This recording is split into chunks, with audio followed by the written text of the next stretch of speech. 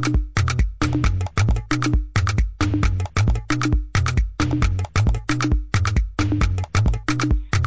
don't know when you gonna get this message. Warning. Stand by for countdown. Prepare audience for maximum impact. Full immersion begins in 10, 9, 8, 7, 6, 5, 4, 3, 2,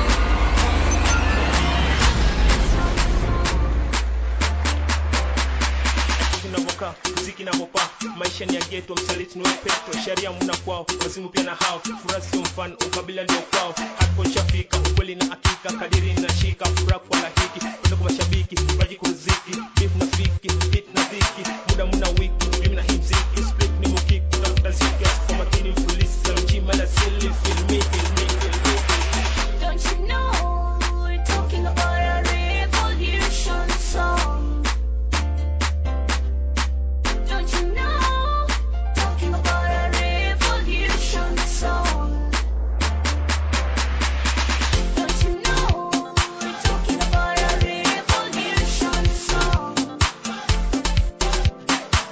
Don't you know talking about a When black people qualify as a racist, any black man or woman who defends their own against devils, such as those within the pale-skinned group, are called many things, and racist so happens to be one of the latest. Until I have enslaved you for more than 300 years, raped your girls, your mother, and your boys, established a wealthy nation from your labor, burned out, beat, and lynched you during Reconstruction, demonized you in the media, reduced jobs and good education in your community, seeded guns within your communities, created and doctored laws tailored for locking up the maximum number of pale-skinned persons, only then will I, a black man, be a racist.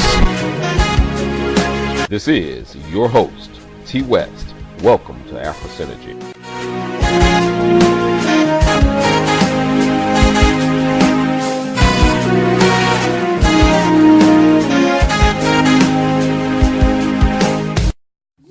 Wanna see a person who hates his race and you're looking high and low? Well, look no further, you're in the right place. Welcome to the Crispy Show. What up, everybody?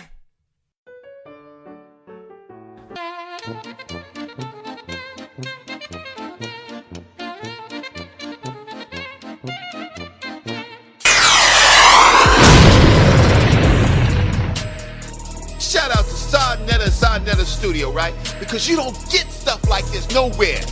This is changing. This is changing entertainment. It's changing education. This is epic. Y'all better receive Sarnetta Studio. When you ready for the latest breakdowns, latest news, latest presentations, there's only one place to go, and that is Sarnetta Studios. Black man wake up, black woman wake up. Sarnetta Studio, the greatest media on the planet. We right back at you. Thank you for having me, House of Consciousness. I love you. Peace. Check out the channel, Sarnetta Studios. The brother's gonna be bringing a lot of lectures through. You get your live lectures. You're gonna get some on-point documentaries and things of that nature. So make sure that you subscribe, spread the word, let your peoples know Sarnetta Studio is the new channel. Alright, peace. Tune in.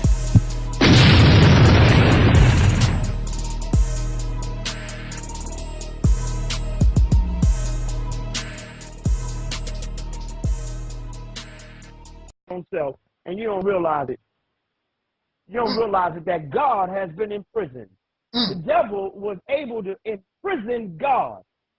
So right inside your own self, your God self has been imprisoned, and you have a false sense of self running rampant inside the temple.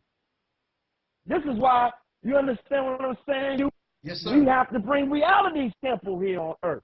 Reality's temple here on earth. Yes, sir. We have to realize the enemy is running rampant inside this temple, and we have to recover. Yes, sir. Because white supremacy is a clinical dis-ease. It is a dis-ease, and the dis-ease has been running for so long that they don't need, the white man don't have to continue to kick your ass on up front. He has made it so that He has gotten into you like a virus and you kick your own ass. Yes, sir. And it even has trickled down to some of us right here in the so-called conscious community. By Brother Angel Snub 7 at the Reality Temple. And to give props to him, because I listened to all of Angel Snub 7's videos, I think that he comes from a different angle. And there's a powerful message in a lot of the videos that he put out, and I try to catch all of them. I look at him as a free thinker and a person that's willing to challenge those of which he don't agree with or which he may think differently from, and I really respect him for that. He's challenged KNBS, and he has also challenged the black supremacy movement as well.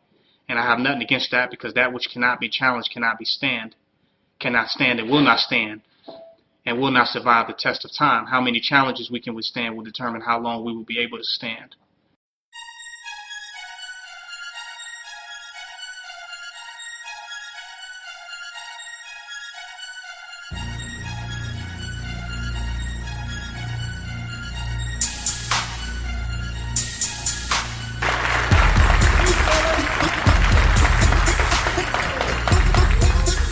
We have had African tribalism and tribal differences and wars among blacks before whites were on the scene. We've had rebellion among blacks before the white man was ever a thought in the mind of his father.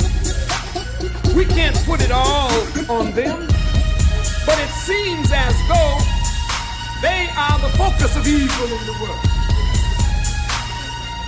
To borrow a phrase from Mr. Reagan.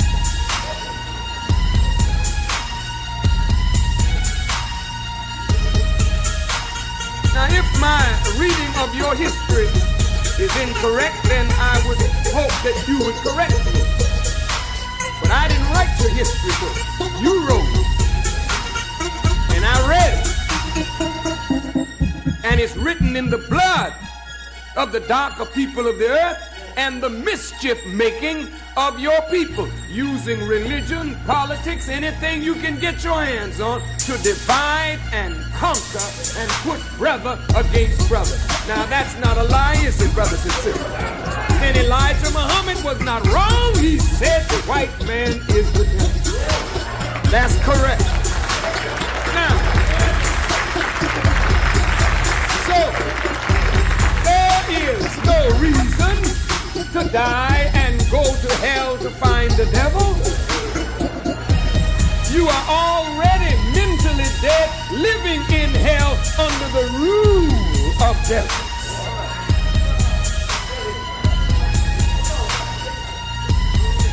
That's just plain and simple. The number one hell raiser, white folks. I'm not a hater, you just the devil. You mean all of us? Well, those few that want to do good are so ineffective in the promotion of good till God classifies all of you as that, and you have the burden of proof on yourself to prove that you are not. But you can't prove you're not a devil by us. But it's deeper than that. We have many white people on this earth who are Muslims. Evil, the Quran teaches, is a bad name after faith. You cannot refer to a Muslim as a devil.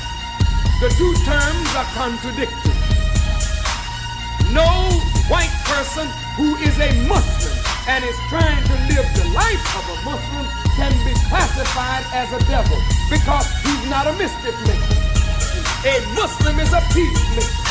A Muslim is one who submits his will to do the will of God. And any people of any color that submit their will to do the will of God cannot and must not ever be referred to under that cheap name devil.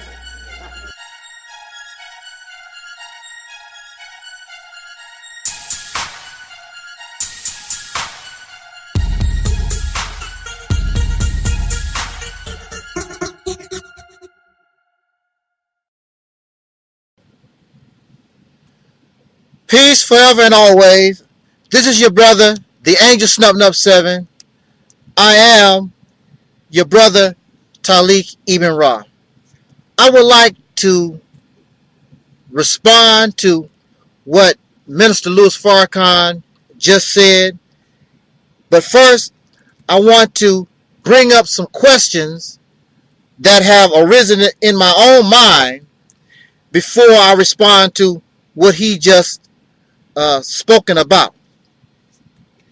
Okay, we want to call the white man or the Caucasian people, we know them or describe them as Caucasian or pale pink people, the pale man, the people that speak with forked tongue, however you want to describe them. Okay, we want to believe, or we know that they are devils. Now, just for the sake of argument, and we want to be just and we want to be fair, let's see how credible this is. Now, first of all, devil. Devil is a fictional character that comes out of religious teaching. There is no actual devil. In fact, those of you who are historians, you do know that there was no character called devil or Satan in the Bible until the publishing of Dante's Inferno. It was a story where this fella who was angry at all these people that was making mockery of him or whatever, he banished them to this place of hellfire. That story was very, very popular, I believe, in the Middle Ages. And the Council of Nicaea, or the church, adopted that format and put it in the Bible. God didn't do it. Jesus didn't do it. The leaders of the church decided to give the prophets of God in the Bible a bad guy. They were the heroes in the stories of the Bible, and now you need a bad guy. And they introduced the devil or Shaitan, Satan, however you want to call him. God didn't do it. Men wrote the Bible, and men wrote the stories, and they put this devil in the scriptures that did not exist. In fact, I don't have a lot of time to cover this subject, but I want to say very quickly that back during the Middle Ages, if you look at some of the old paintings, the idea of hell was cold. The paintings was blue instead of red like fire. It was blue and white like winter because they associated death with winter and heat and fire with that of spring, which brought life. But with the writings of Dante's Inferno, they created a whole new character called devil. Now, we said that all white people, Caucasian people, are devils. Now, do you know that there are at least 46 different kinds of Caucasian people? I will leave it up to you to find out the different varieties of Caucasian people. Just like there are different varieties of other people on the planet, you have different varieties of Caucasian people. In fact, at one time, all of them were not classified as white. They were not considered white people. So when you say that the white men are devils, you're looking at all these different Caucasians now, all of them were not considered white. That was something that happened recently.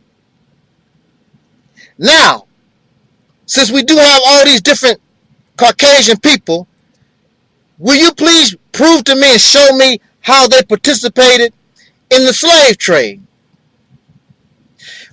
Since they are classified white, and there's a benefit to being white, Of course, they benefit from the slave trade, but that does not mean that all of them participated or had anything to do with the slave trade. So please show me, all y'all smart folks, how all of the 46 varieties of Caucasian people who wasn't even called white at one time or another, how they participated in the slave trade. In fact, the whole global economy participated and they benefited from commercial slavery. And you want to be self-righteous yourself, but you participate in slavery right now, knowing that people are being underpaid, paying little or nothing for their labor, and you get to drive fancy cars and wear these fancy clothes that was made in these sweatshops and things of this nature. And there are prisoners in America and around the world. You know these people are exploited for their labor, and you have no problem living the life that you're living, knowing that other people are being exploited, they are being oppressed, and you live good for it. But all of a sudden, you want to talk about slavery this, slavery that, and you happily are doing the same thing to other people right now in 2015. You benefit from the exploitation of others. Yes, I did want to also mention, going back to the devil being a fictional character, I did want to mention that although, or even though, the devil is a fictional character, this does not mean that we cannot have attributes or traits of a fictional character. You can have people that act like Charlie Brown. You can have Charlie Brown is a fictional character. You can have people that act like Batman, but Batman is a fictional character. You can have people that act like Santa Claus, but Santa Claus, of course, is a fictional character. So we can have those traits. So when you say that a person is a devil in relation, or you describe a person in that manner, then yes, they can be a devil. However, since we do not know all of them, how can you say that all of them act like Charlie Brown, all of them act like Batman, all of them are devils? Makes no sense, and I cannot, that's something I just can't accept, because it just don't make any sense. And above all, it is not just to claim somebody is something when you cannot prove they are guilty. Prove they are guilty, and I'll be happy to call them a devil. I'll be happy to call them Shaitan.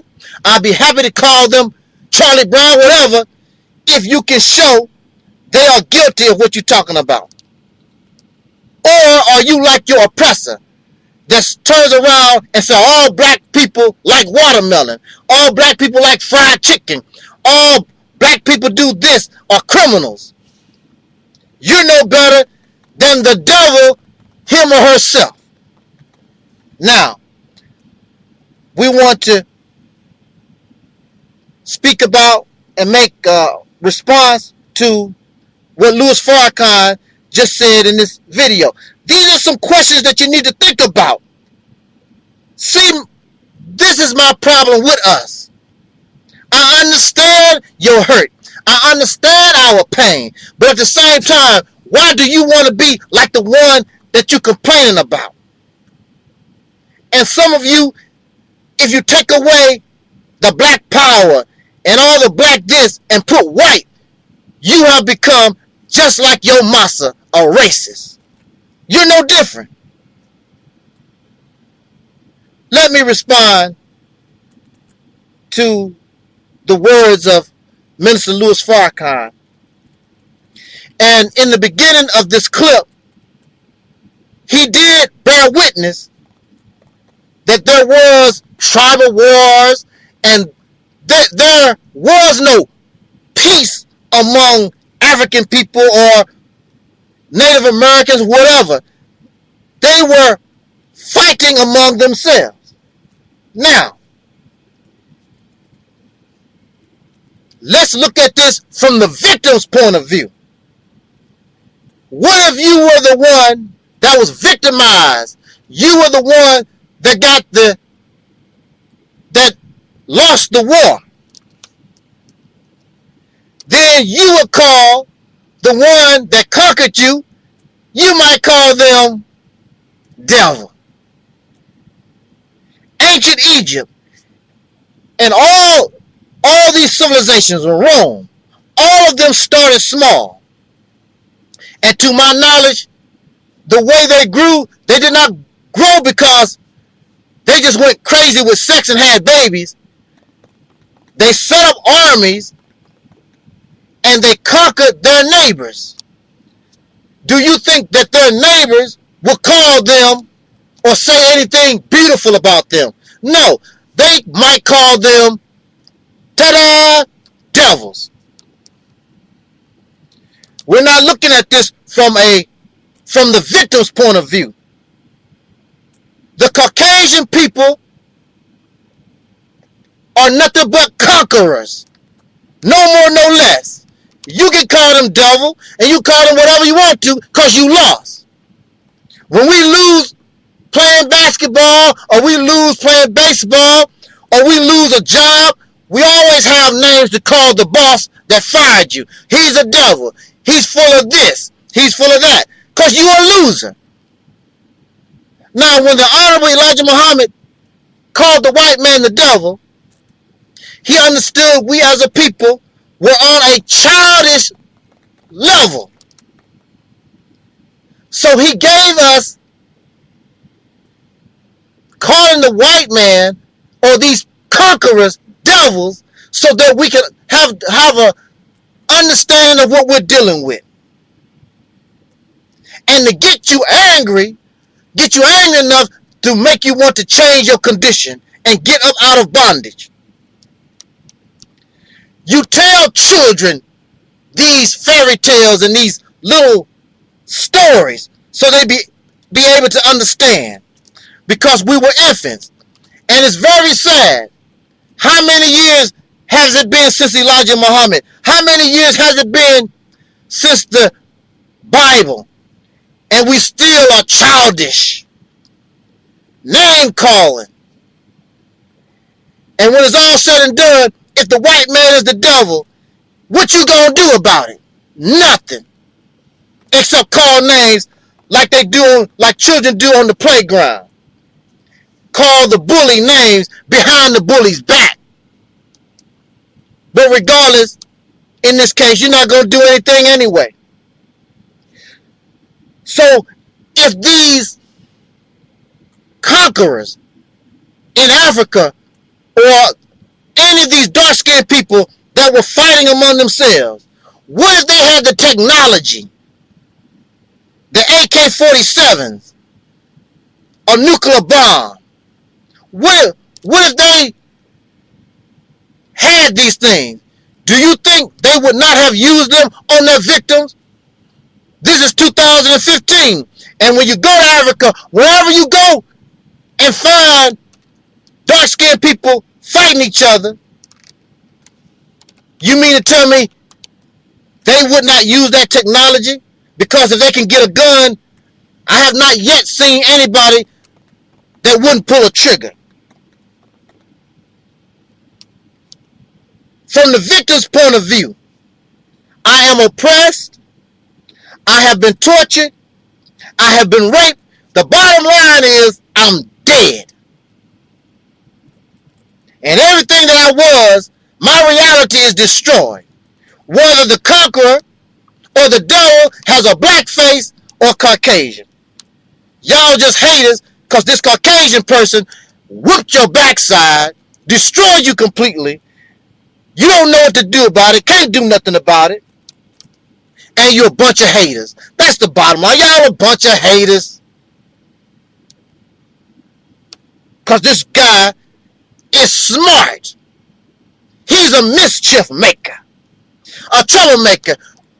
In the eyes of the victim of those who were conquered by Africans or these people whom you said didn't do it, they're not devils. From the victim's point of view, they are just as vicious. Okay, Now, Louis Farrakhan, you talking to a conqueror. You telling the conqueror that he divided black people.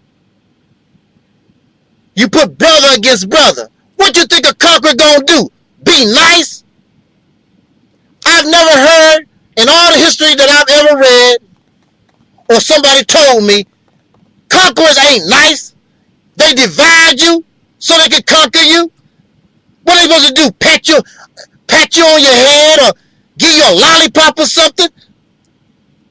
Their purpose is to destroy you. And if they don't destroy you, you're going to submit to them like we have. And we have submitted to them for the last going on 500 years. You said that the white man is the #1 hellraiser on the planet. You want to know something? I will agree.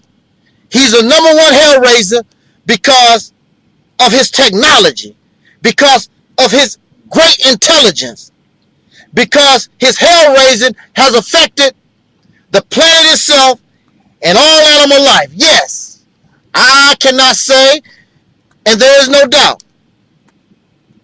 that the Caucasian people in charge,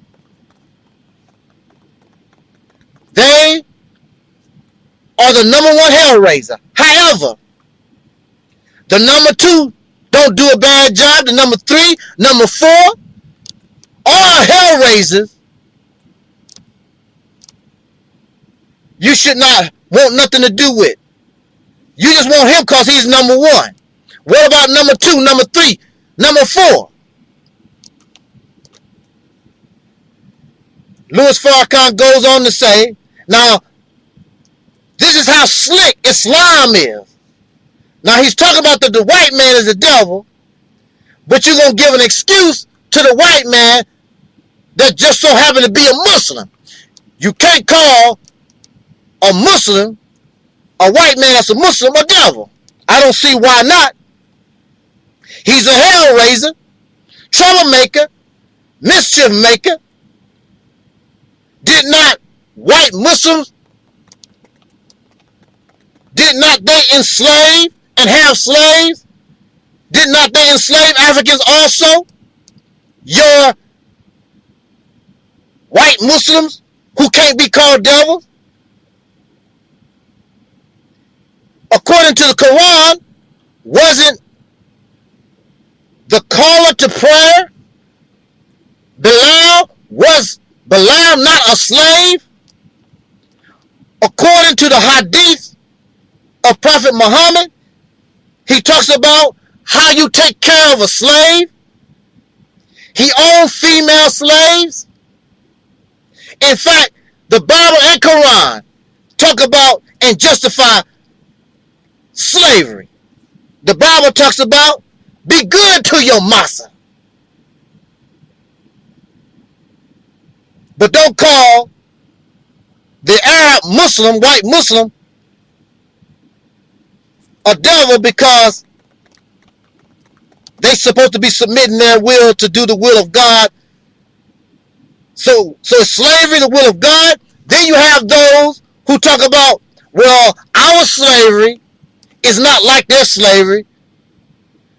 Tell me, when does slavery in any form becomes good? That's just like a slap in the face. Well, my slap didn't hurt like his slap, but you slapped me in the face. It still hurt me. You still humiliated me. You still caused me pain and grief. Y'all need to get real. You're trying to make excuses for yourself. Put all the blame on another person when all of you have the same type of behavior.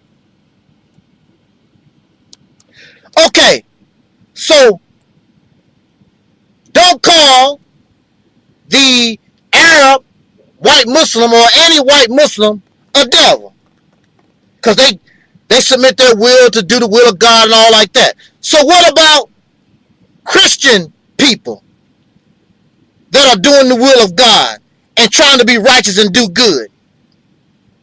Guess you're going to call them devil, huh? So that means your friend. And of course, many of you know that Louis Farrakhan is friends with Father Pfleger, who is a Catholic, some type of Christian, who in his eyes trying to do good, but I guess Father Pfleger is a devil because he's not a Muslim. Don't call a white Muslim a devil, but I guess Father Pfleger is a devil, although he's trying to do good. So what about the non-believers? What about people who are more righteous than Muslims who try to do good? What are they? I guess they are devils because they have not submit to your Islam. There's always a catch-22 to this kind of stuff. So with that said, I just wanted to bring those things to our attention because, a lot of this stuff don't make sense. People trying to cover their own backsides like they have never done nothing wrong. And what I am about, regardless of your criminal history, regardless of your guilt of past things, whatever you've done, don't put something on somebody they didn't do. The Caucasian people, you can call them whatever you want to, devils or whatever. They are nothing but conquerors, like any other conqueror that came before them. And clearly, they learned this behavior from somebody else who was doing it, the original people. Because Louis Farrakhan said in Africa they was doing the same type of thing. You just don't have the technology. How many did they murder? How many did they rape? How many did they kill? Think about it. Let us be just. Let us be fair. And above all, let our minds become mature and let us grow up out of this nonsense so that we can really deal with and get rid of these attributes and these behaviors that we call devil. Thank you for listening. Peace forever and always, and respect you.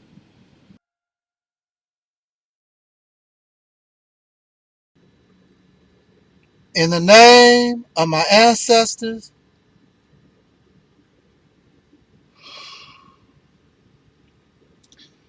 peace forever and always, and welcome to another edition of the Reality's Temple on Earth Internet Ministry. Of course, I am the gatekeeper or the host of this particular program, known here on social media as the mighty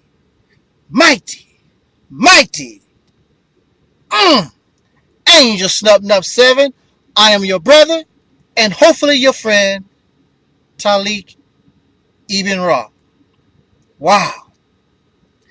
It's been a long time since I've been able to have the time to speak with you, my wonderful audience of free thinkers, my wonderful audience of lovers of humanity, lovers of animal life, lovers of this planet, lovers of life, those who truly want freedom, justice, and equality, not for one specific person, one specific group, one particular person or group, but all those who share this planet at this particular space in time. But of course, there are those of whom have for the last few thousand years who do not want that. In fact, they have influenced their victims to have the same type of mentality. We're going to talk about that probably later on in this video lecture. I want to thank you, those of us on Facebook, Daily Motion, Vimeo, other social media, and even YouTube that has terminated over 100 channels in relation to this ministry. Why would YouTube do such a thing? I don't use profanity. I don't advocate hatred towards anyone. And we even went to court, myself and YouTube. And they could not prove the so-called allegations of hatred that was supposed to be coming from this ministry. So, of course, they find other reasons to terminate Angel Snupnup 7. But besides YouTube, you have other persons who dislike and hate Angel Snupnup 7. But if you ask them to explain their hatred of me, they cannot really explain it because I have done nothing to anyone or no one. There is no reason for you to hate me. There's no reason for you to dislike me simply because I have an opinion of your opinion. Or I expose the error in the flaw in your thinking and perhaps I make you feel stupid. Well, that's a personal problem. You should not hate me for that. I do not hate anyone who disagree or dislike what comes from the Reality's Temple on Earth internet ministry. As I can well able to defend my position. And I believe that's probably the problem, is that you cannot defend your position. It is not meant for you to defend your position because it is time for those always, just like my brother J.T. Raleigh used to say all the time, that old way of thinking, that old way of Negro thinking, it must dissolve. It must go to the ways of the past. And it would be if you were not trying to keep it alive because you don't know yourself and you don't trust your own brain. You're not using your brain. You're depending on the thoughts and the actions of those who are long dead that can no longer help you and guide you anywhere. You're going backwards instead of forward, or you are still under the control of racists. And they guide your mentality. They guide how you think and how you feel. In other words, you enjoy being a slave. And a slave can be a black man. A slave can be Caucasian. A slave can be physical slavery. It can also be mental slavery. It could be a wife enslaved to a husband enslaved to a wife and a mother enslaving her children to what she believes they should think, and a man does the same to his family. Real truth has appeared, and real truth is coming not only from the Reality's Temple on Earth, but from many different sources and faces. Because it is time that slavery is over. Not just physical slavery, not just physical oppression, but enslavement of the brain. The brain must be set free, as it is really the soul of who we are. Let's talk about it. So you have so many that dislike and hate Angel Snupnup 7. But if these blacks would hate the racists and other enemies of the descendants of slaves born in America having dark skin, if you hate your enemies, you hate those who actually cause us harm the way you do other black people, it would seem as though you could be in heaven almost overnight. You find any silly reason, anything to do, as long as you can attack another black man. It makes no sense for us to continue Tommy Sotomayor this, Painless Risen this, and all this, to continue messing with these guys. Who cares about them? Concentrate on yourself. Say what you got to say. I agree with Tommy Sotomayor when he says, say what you got to say and go on about your business. There's no need for me to continue to make videos every day about Tommy Sotomayor. I made my videos about Tommy Sotomayor. I speak my opinion about so-and-so, and we move on. I can guarantee you this, because if you do what you should do in the time and what must be done, a favorite phrase that comes from out of the nation of Islam, if you know the time and you're doing what must be done, then you don't have to worry about them. And I would tell you this, if we were doing what we were supposed to do, those of us who claim to have awakened minds, if you were doing what you claim that you know to do, Tommy Sotomayor and any of these other people y'all call coons, they would be ineffective, because our people are looking for proper guidance.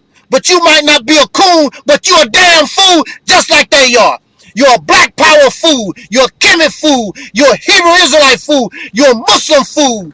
You still a fool. You still an idiot. You ain't no better than they are. That's why you're not doing any better. So why not listen to persons like them? I don't hate anyone. All of you that dislike and hate me, knowing I have done nothing to you except critique and opinion, or whatever it is. Maybe you know me personally. I've done something to you. I have done nothing to you. I don't hate anyone, even those who have done harm to me. I have forgiven those who have caused me harm. I'm not going to continue to dwell on that, because the number one priority is to bring people into what the religious people call heaven. Bring you into true love of this earth and the life that this earth brings from up out of its soil. I don't have time to be running around hating folks forever. You show your emotion for a certain period of time, and it's over. Let it go. This is something that the Jesus of the Bible tries to teach. But apparently, even the Christians have not caught on, because you have Christians right now today who hate forever and will drop bombs on you, will murder you, slander your name, and everything that you can think of. But they are people of peace. The same thing with Muslims. Muslims are supposed to be those of peace. I don't hate anyone. Someone recently called the police on me. Had the police knocking on folks' doors, looking for me. Telling the racist Caucasian police outright lies. And since they don't have to bring no kind of proof, here come the police.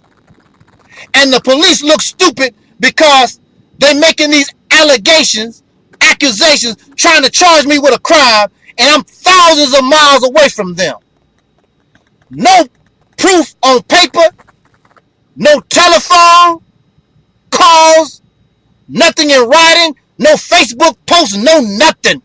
But the racists want to condemn a black person so bad, they don't need no kind of evidence.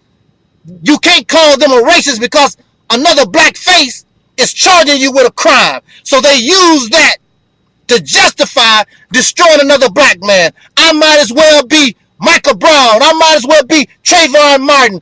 I might as well be all these brothers and sisters that shot down in the street by racists. But this person claims to be a black nationalist. They cry over Trayvon Martin. They cry over Michael Brown. They claim they cry over the injustices of black people, but yet and still they will call the police on another black man that did not do nothing to them. What does this tell you about so-called people that claim they are black power, black nationalists? What does this tell us? Another thing Many of these black nationalists will tell you, many of them believe in the teachings of the Honorable Elijah Muhammad.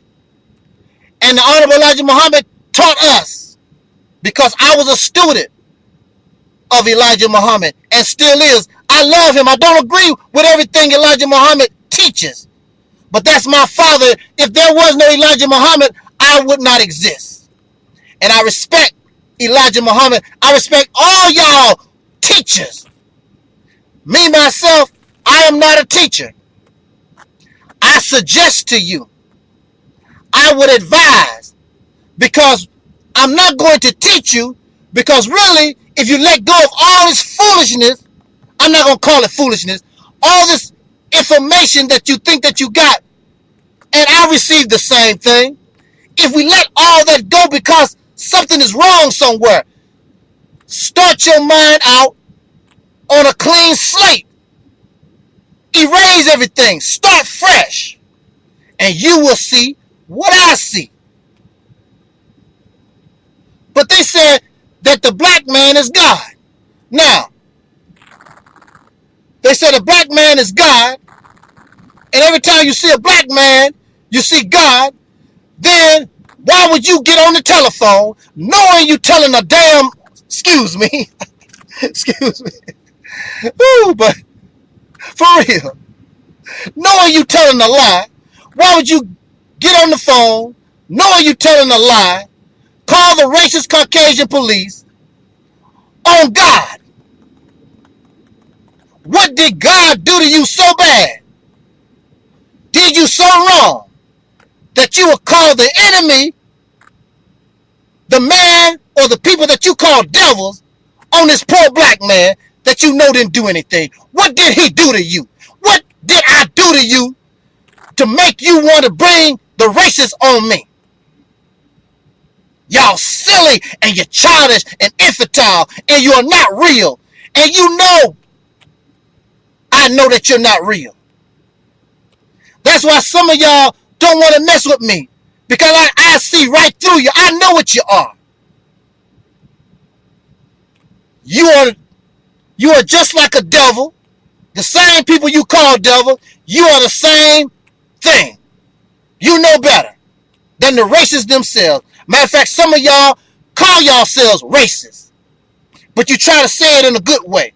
There are no good racists, because the bottom line is a racist is somebody who believes they are superior to another human being or other life form on this planet. No matter how you want to explain it. That is what caused us to be in the position or the condition that we are in right now. Somebody think they are better. That's the problem. Racism. There is nothing positive about being a racist. Well, I'm a racist because I care about my own race. That's right, you're a racist. You only care about yourself. Selfishness. So you only care about yourself. That's what the racists do. They only care about Caucasian people. They don't care nothing about, have no concern with nobody else. We are better. I'm better because I have dark skin. I'm better because I have melanin. I am the original man. I'm better. I'm superior. Well, you are the original man, and you are so superior, and you have all this melanin, and you've been a slave for 400 years, and you are still under the control of a man or a people that just came out of a cave less than 6,000 years ago. Explain that to me. You so superior, and you have so much going on, and all these different things. You live in delusions, because surely that is not reality. So go ahead and call the police and tell the police that.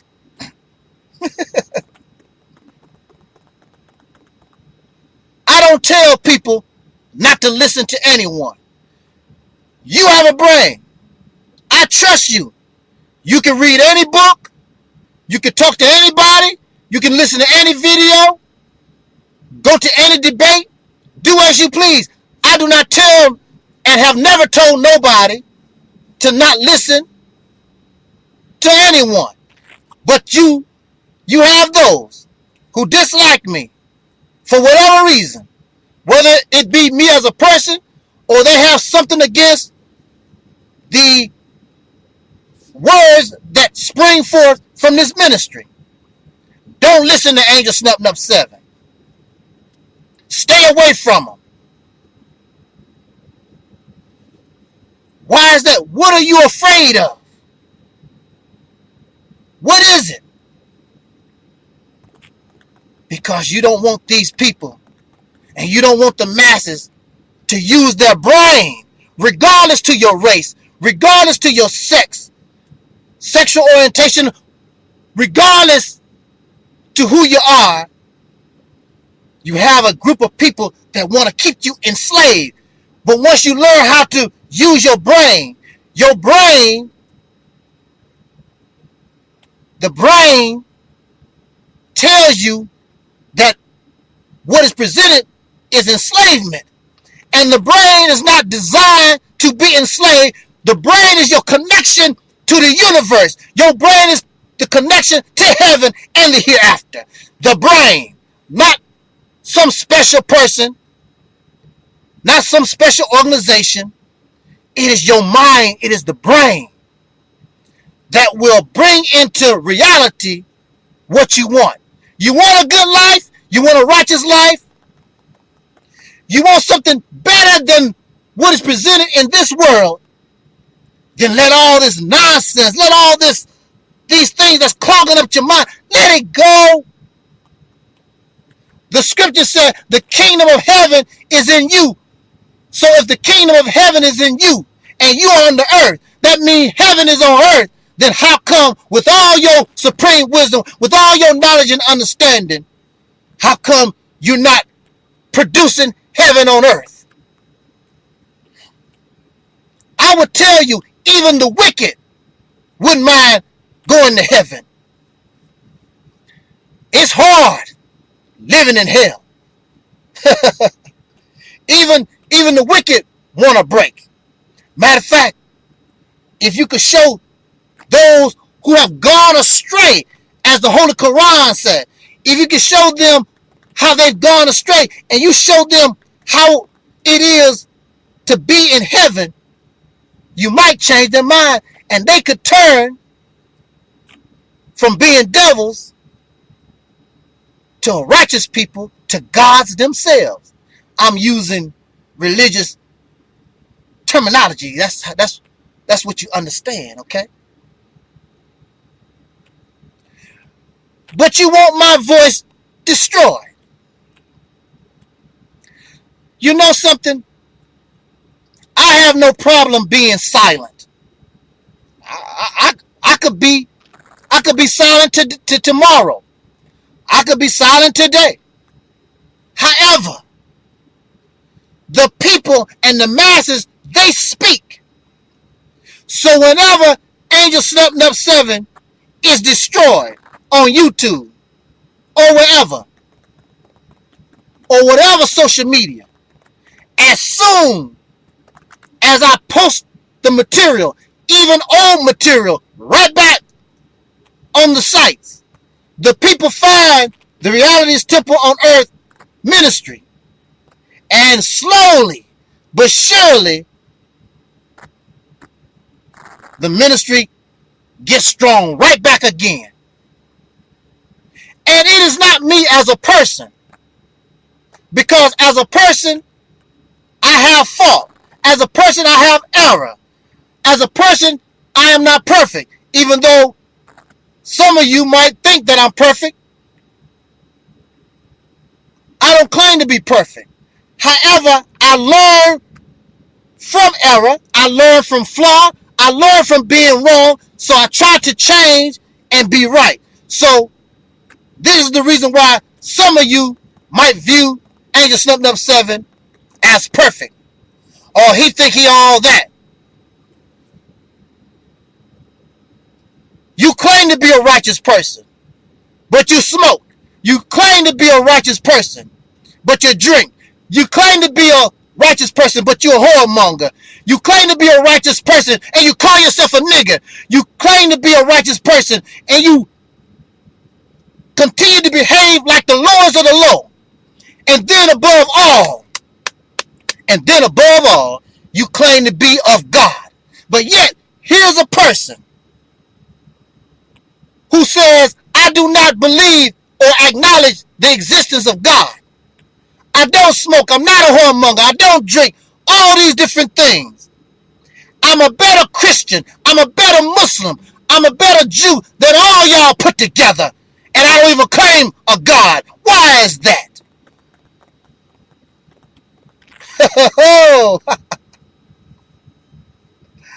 Woo! Because maybe instead of praying to God, instead of serving to God, I have become a God.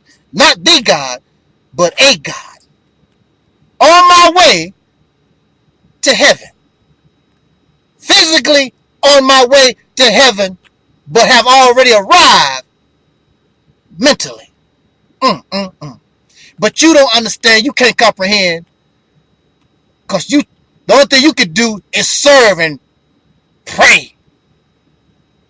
And then y'all faking and a bunch of hypocrites. Even in that, you're weak. If you was true to your faith, we should not, with all the religion that's on the earth, we should not be living in a type of hell. We should be living in heaven on earth right now. But you're not. This is not a popularity contest. Who listens to Angel Snubbing Up 7?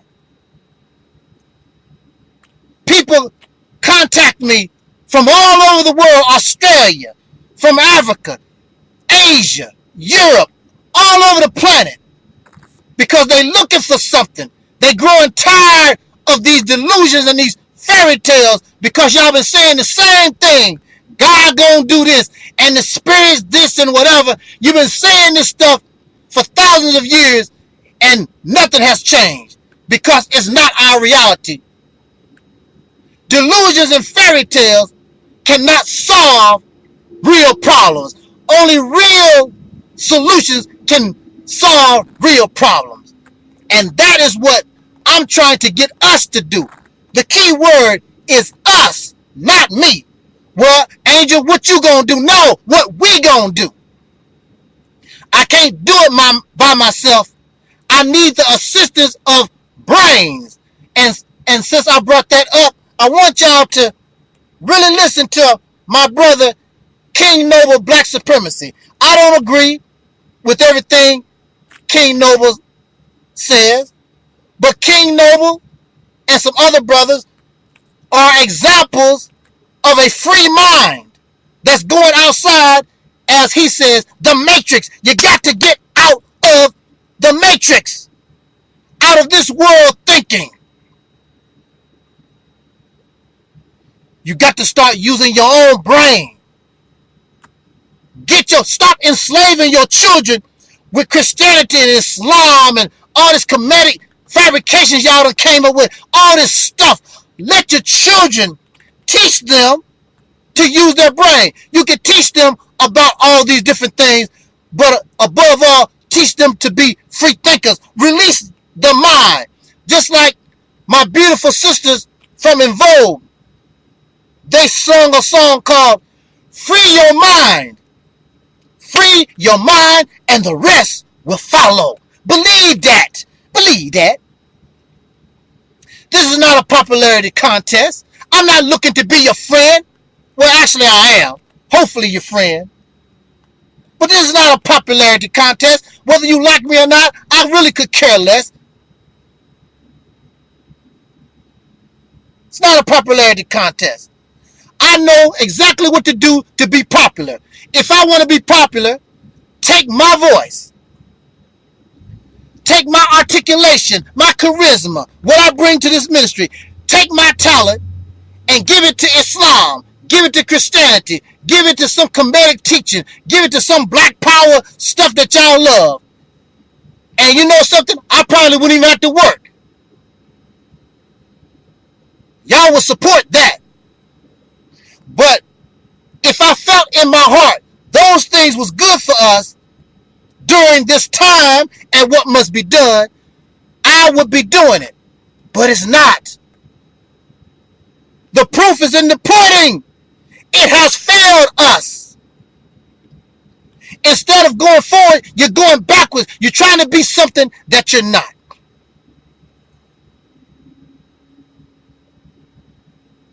Real truth is on the scene. Real truth is coming up in the world, slowly but surely. I am only one messenger of real truth. There are many other people that are bringing realism and trying to get us up out of these delusions and fairy tales that we have bogged our minds down with now for the last few thousand years. For a long time. I wonder, and you tell me, after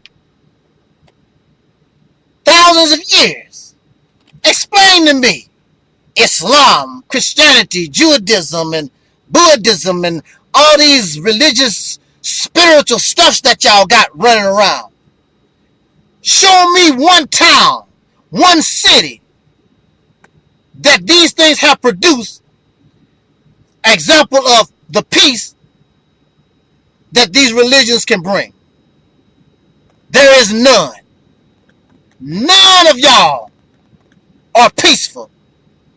As individuals, you might have a family that's really trying to live the Christian life. You have a family that's trying to live a real Islamic Muslim life and a Jew, but as a religious belief system, show me the town, show me the city, show me the country ruled by religion, and it is not violent. It is an example of freedom, justice, and equality. All of it is slavery, all of it is violent, all of it is murderous. Exploitation. Wherever you find these religious, spiritual belief systems, you find oppression and exploitation. I'm better. I'm better than you, Taalik, because I believe in God. And you're going to hell. No, I'm already in hell, and so are you. And you are one of the hell raisers. Troublemakers.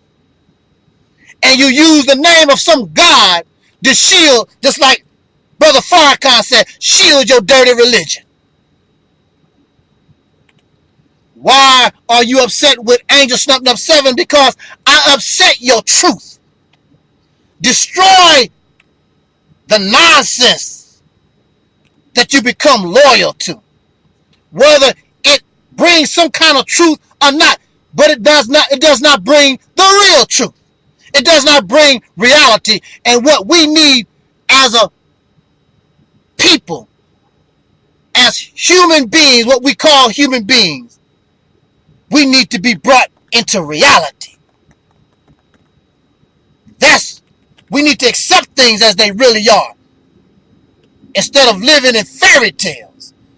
But that is the way of children. Since you have a childlike mind, it's very easy for you to accept fairy tales and delusions as reality, because our parents have taught us that Santa Claus, the Easter Bunny, and some of these other things that don't exist, these fairy tales, they've given us these fictional things, and now we don't know the difference between what is fantasy and what is reality. And if you concentrate, oh man, and if you concentrate and believe in these things for so long, the brain will begin to try to make it real for you. Oh, I'm going to say it again. If you concentrate on fantasy long enough, the brain, since it does not have anything else to do, it cannot concentrate on the reality of life, then it will try to make your fairy tales real. That's why people, I know Jesus. I saw Jesus. I saw this dead person over here. I saw this little demon in my backyard. The brain will make that real for you. Oh, wow.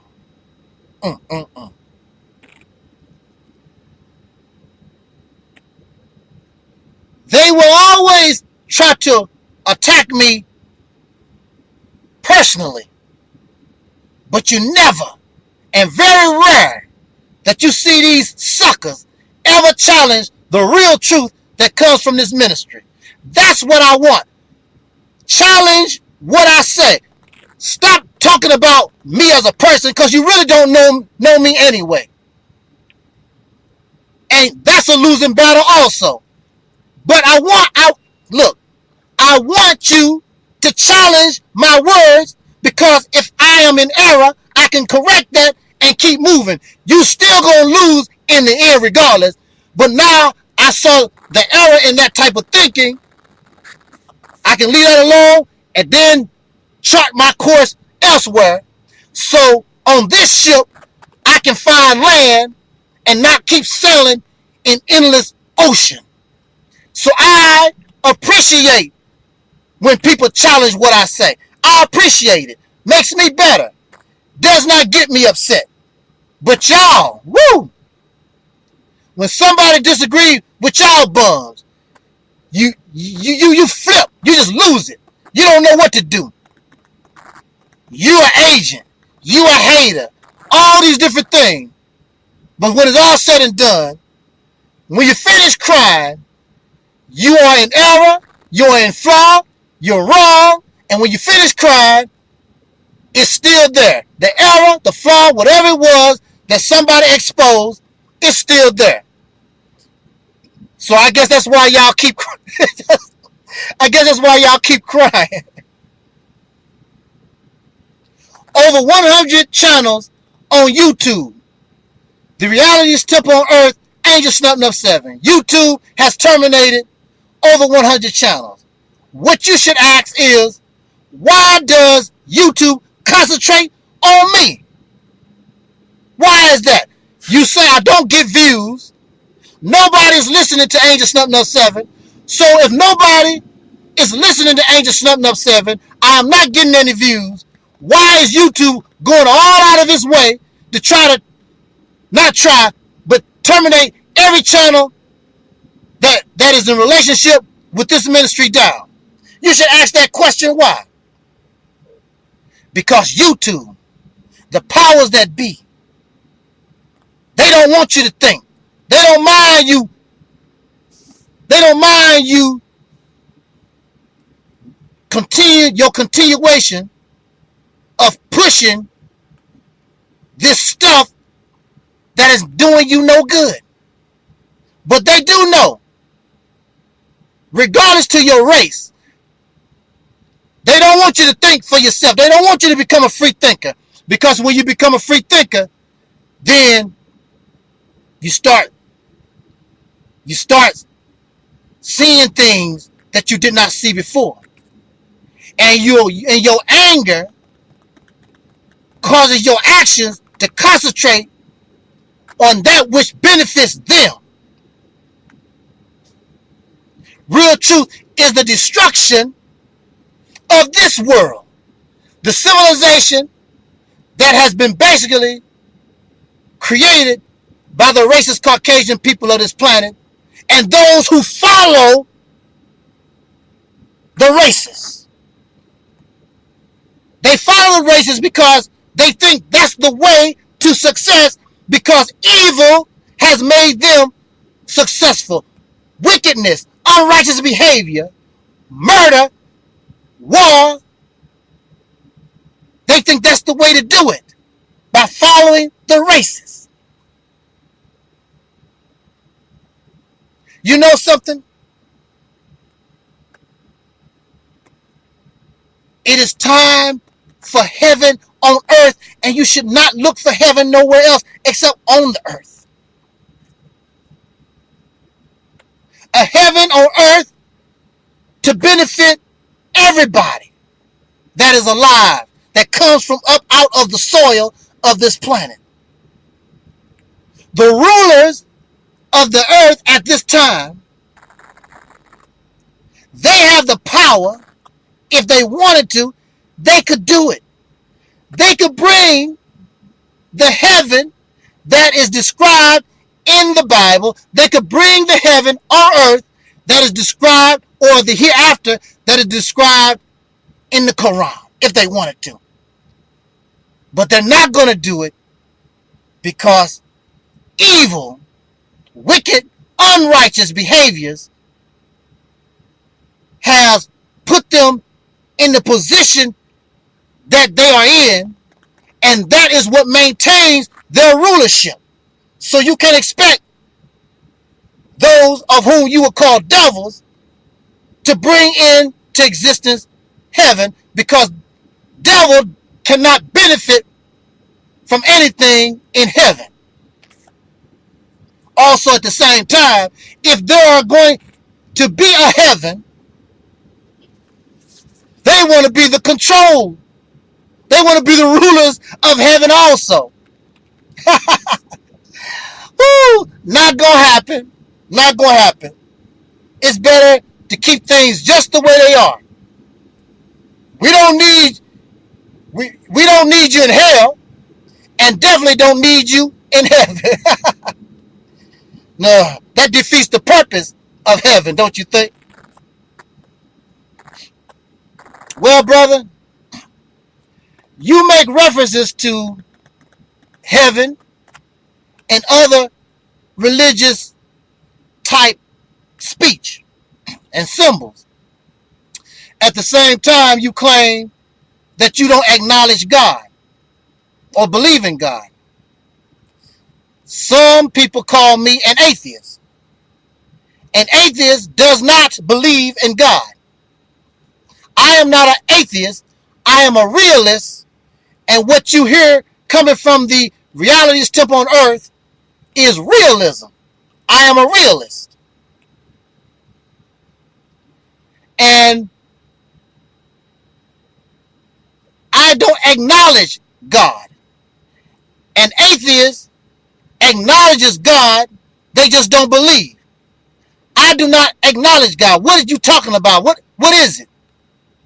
So how can I not believe in something I don't acknowledge? I don't even know that it even exists. I'm a realist. If you can show clear, convincing, and overwhelming evidence that God exists, then I will accept God.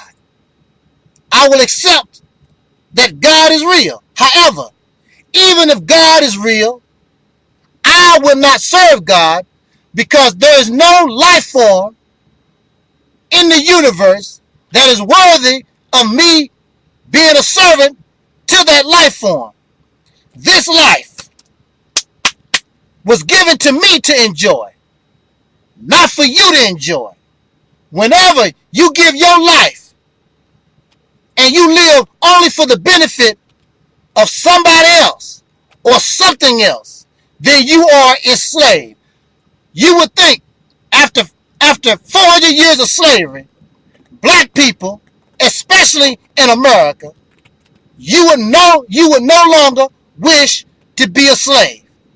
But it seems as though y'all got to worship and praise and holler and scream and sing and dance to somebody. I'm not your slave. So see, that's the difference between you and me. You are a slave, and I am free. And I would rather be dead. I would rather go out of existence than be your slave. Not gonna do it. Not gonna do it. So yes, I do talk from a religious point of view, because that is where you are at. That's where I come from. I came from up out of the Christian church, like most black people do. I come up from up out of Islam because I was converted to Islam as taught by the teachings of the most honorable Elijah Muhammad. And in a way, that's an advantage because I know how you think. See, that's your problem when you want to debate me or you want to challenge what I say. I've been where you at. I've been a Christian. I've been a Muslim. I am familiar with the Black Power teachings. I'm familiar with all these different things. So I talk from that platform, I guess you would say. Not the platform, but coming from that genre. Talking the matter that we understand and that which we have become accustomed to. The words, the descendants of slaves born in America, having dark skin, suffering from low self-esteem, shame of being the children of slaves. Yeah, I know you are. You have no pride in it. That pisses you off. We more than slaves. History says that's all we ever been. But you want to take other people's history and claim it as your own so you don't have to feel like a slave. Then what is wrong? What is wrong coming from slaves? The Caucasian people are ashamed. They came from up out of the hillsides and caves of Europe, walking on all fours, had hair all over their bodies, eating flesh raw, swinging on trees. It's not where you come from, it's where you're going, what you evolved to. I did not come from a monkey. What difference do it make? You and I, we both were sperm and egg. Do you know what a sperm looked like? Do you know what the egg looked like?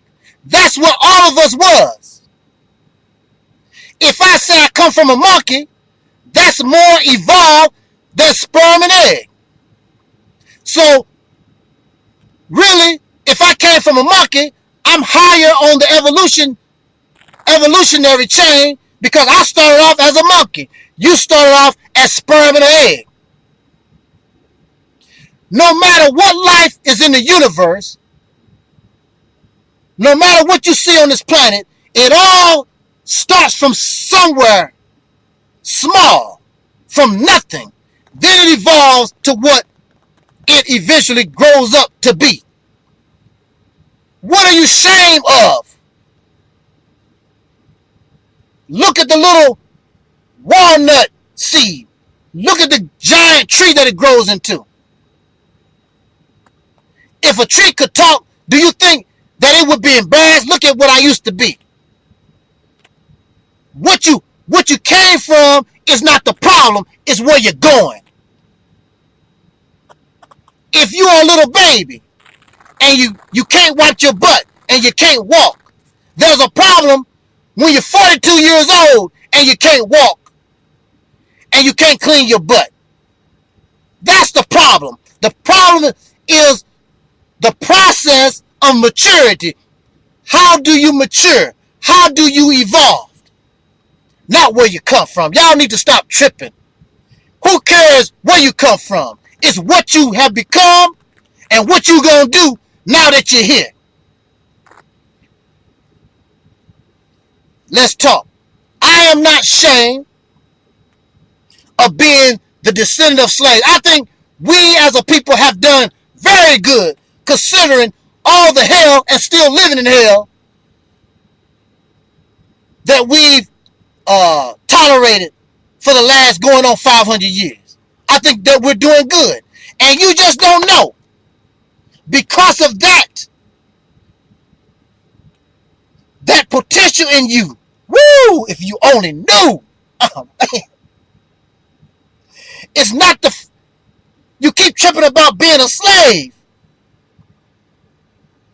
But it has done something to us that makes us different from the African. African this, Africa that. There's a reason why we are who we are. Do you have a little time? This might take a little bit, but stay with me. Because I really don't have a chance to talk with us like this. And I gotta sip my tea. And I know my voice is starting to get a little hoarse right now, but that's all right. Let's talk. Let's use our brain. Let's think. Let's talk to one another. Not talk at each other. Talk to each other like we are civilized people, like you claim that you are. Talk to me like I'm the God that you say that I am. Talk to me like the brother. Talk to her like she's the sister you say that we are. Let us stop being childish. The Bible said when I was a child, I let go of childish things. But it seems as though y'all can't. You're 22, 32, 42, 52, 62, 72, still acting like a child. Come on. When you gonna grow up?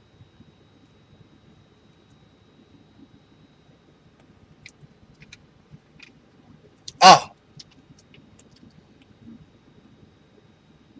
So since we are so filled with shame, we have to give ourselves these titles. In the 1960s, brother and sister was one of the best titles you could have. Hey, brother so-and-so. Black power. What's up, sister? Brother and sister, black power.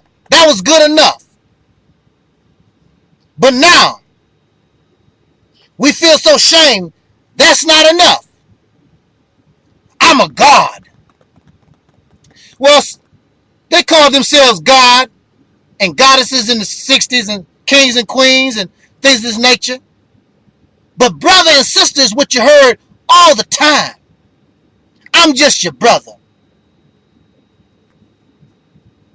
I'm just your sister. We family. But when you become a god and a goddess, that makes you elevate you to a higher, make you greater than a brother, make you greater than a sister. I'm a god. I'm a goddess. But you have no power. Show me your power, God. Show me your power, goddess. Nothing but words that mean nothing. Titles that mean nothing. What does it qualify? What do you have to do to qualify to be a god or a goddess?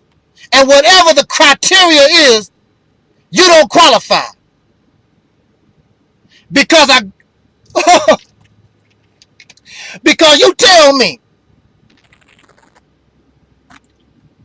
how can a god and a goddess be a slave to a man that just came out of a cave?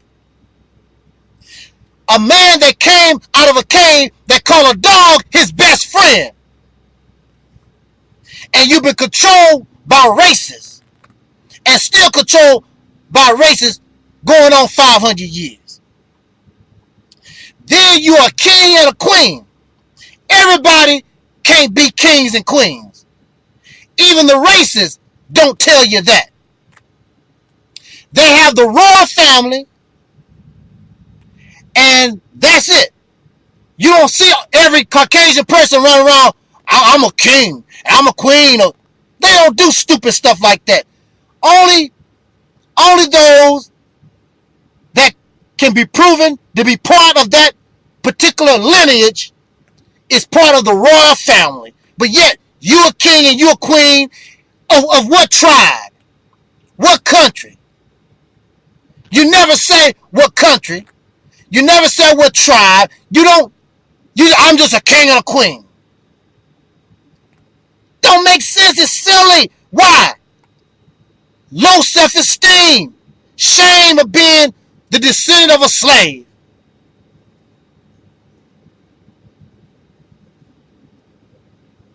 Some of us have become obsessed with ancient Egypt or Kemet. They are so great.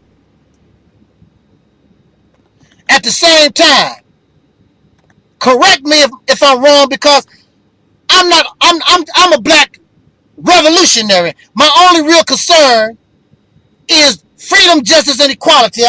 I'm not into all this history stuff, but so correct me if I'm wrong, but did not ancient Egypt, with all their spirituality, all their technology, all this stuff that y'all brag about, what Kemet was about, all their science, all their philosophy, all their whatever they had, did they not fall and was conquered by the Romans?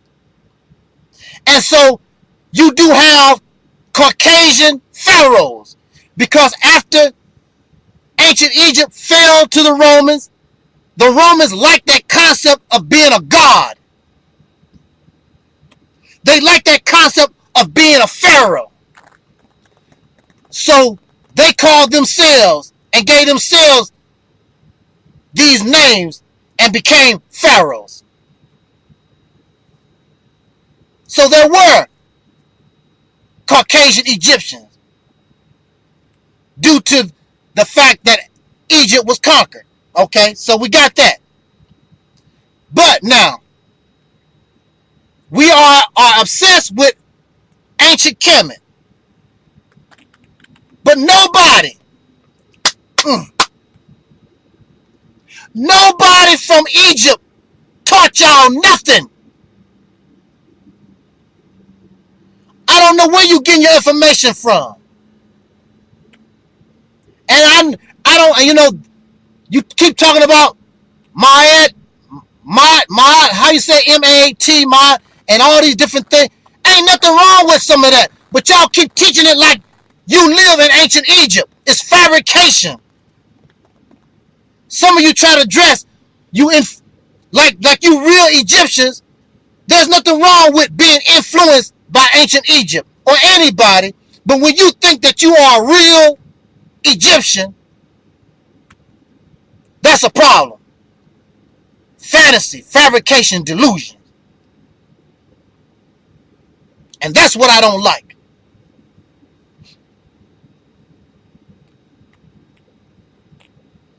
Your obsession with Africa in general. You only point to those Africans that had high science, civilization, and things of that nature, but you never talk about and claim the little guy that is living right now, that is a hunter or a gatherer.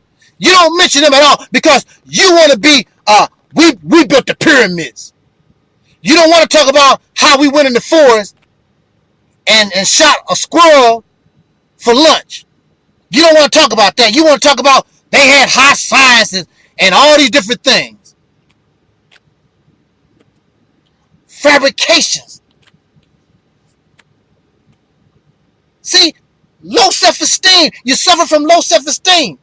You are ashamed of being who you are. I am not ashamed of being the descendant of slaves born in America, having dark skin. And then another thing about Africa. Who is it that pushed this Africa stuff, that we came from Africa? It is true that many persons from Africa were brought on slave ships over here. That's true. However, at the same time, it could also be true that black people were already here that came from Africa. So it's not no shock that you would find DNA in black people that's already here, because since they came from Africa, of course they're going to still have the same DNA.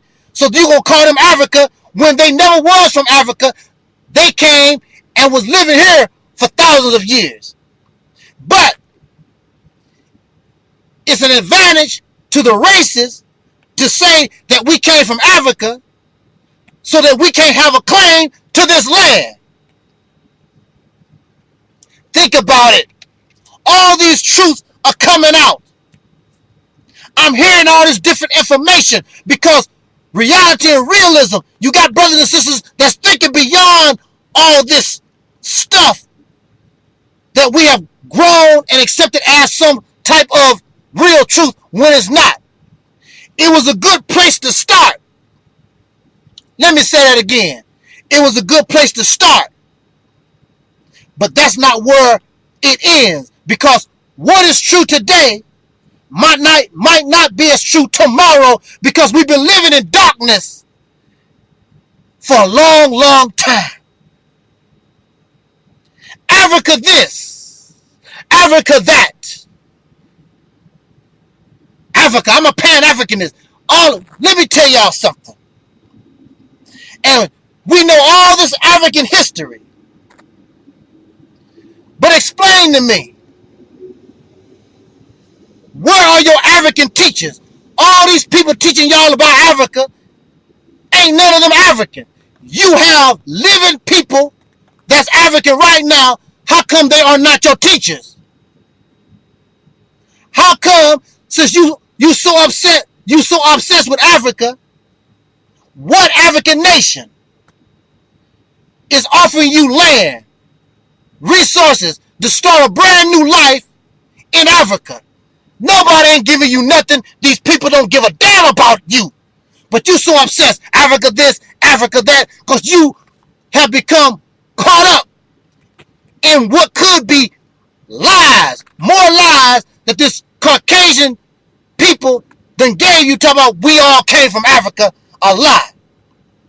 So we can't claim America, which even without the fact that we were here first, we still were the first real Americans here. We helped build this nation from the very beginning. We know that. And what you gonna do in Africa? Why are you so obsessed with Africa? This is what I hear all the time. Listen.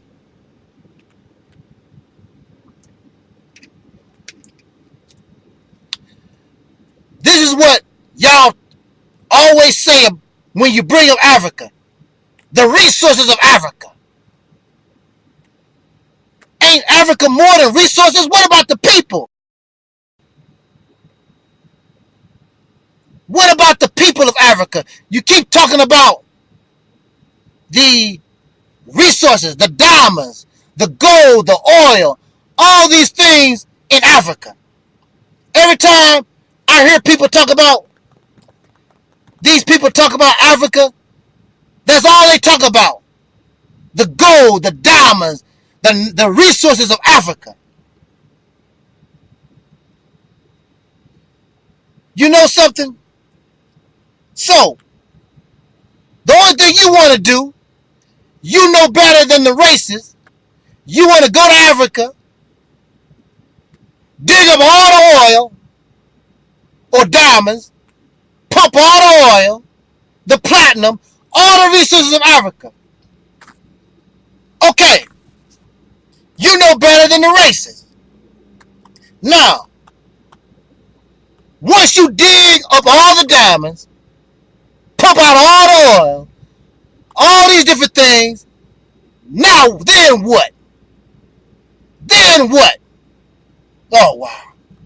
You have a racist mentality. You know better than them. You just want to be an exploiter, an oppressor. Instead of the racist, you want to be the one in control. And you crazy as bat hell. I'm sorry. Any children watching the video, I'm sorry. I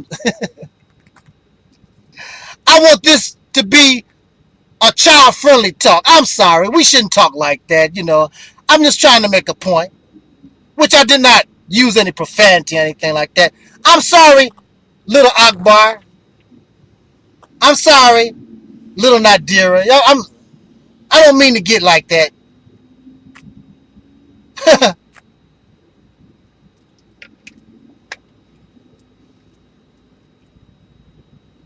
You claim you are a Muslim.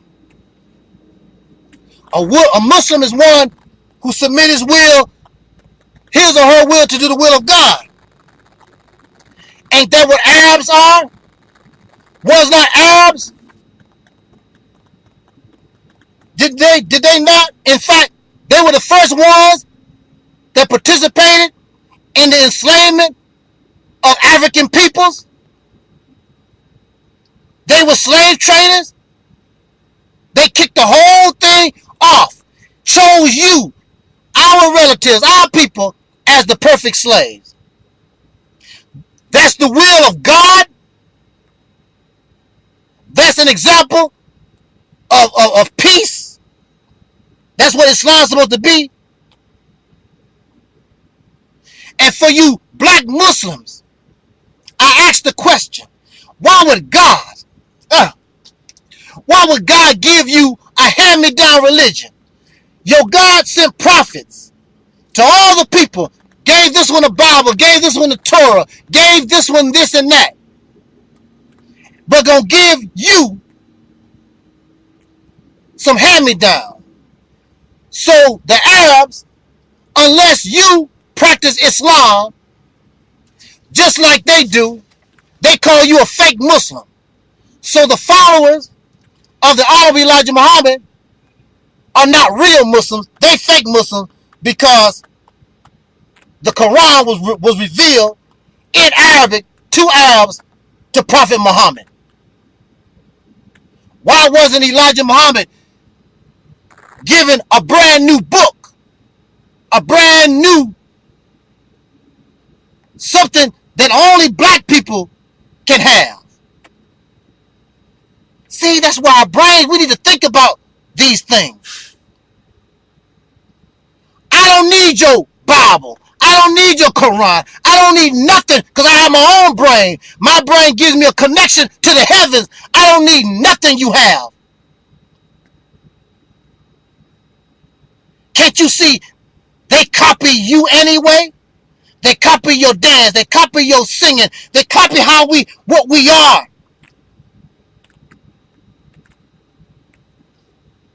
We are a creative people. If you let all this stuff go, you can get back your creative mind. Start using your own brain.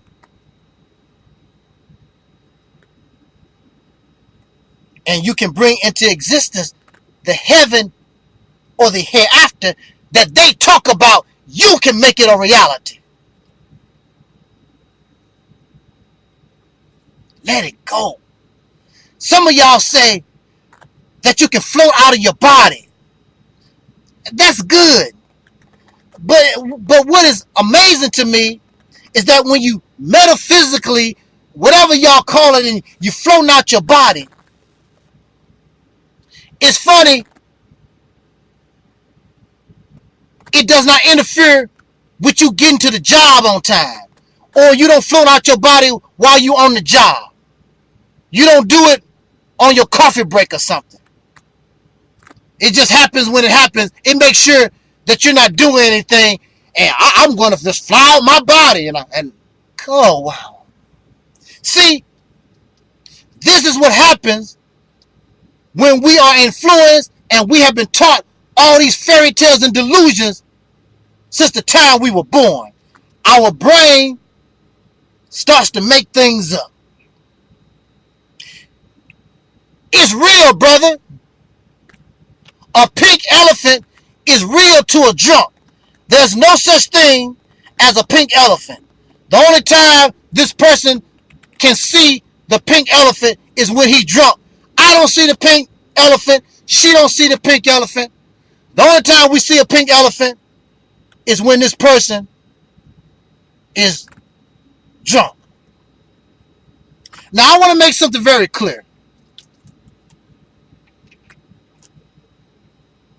I respect the information that we bring.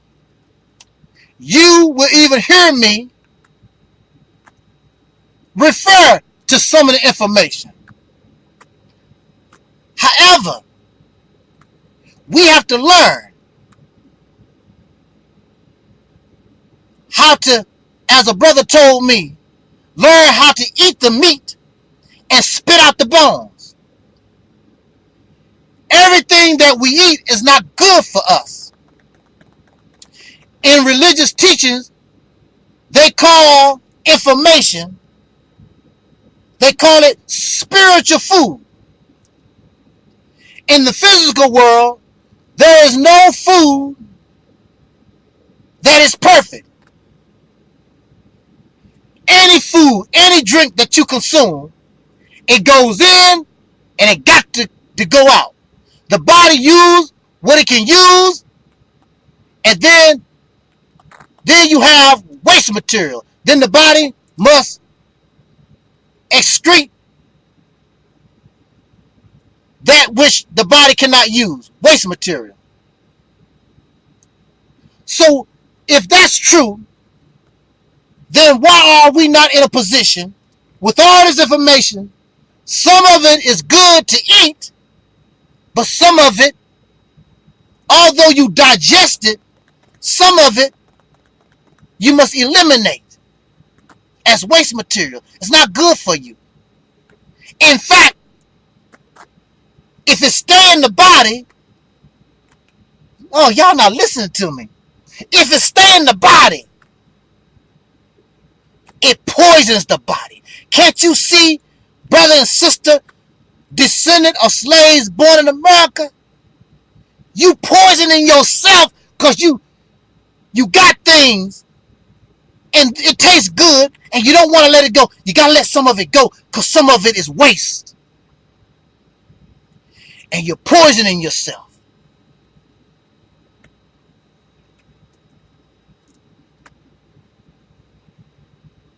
Why are we trying to be someone else?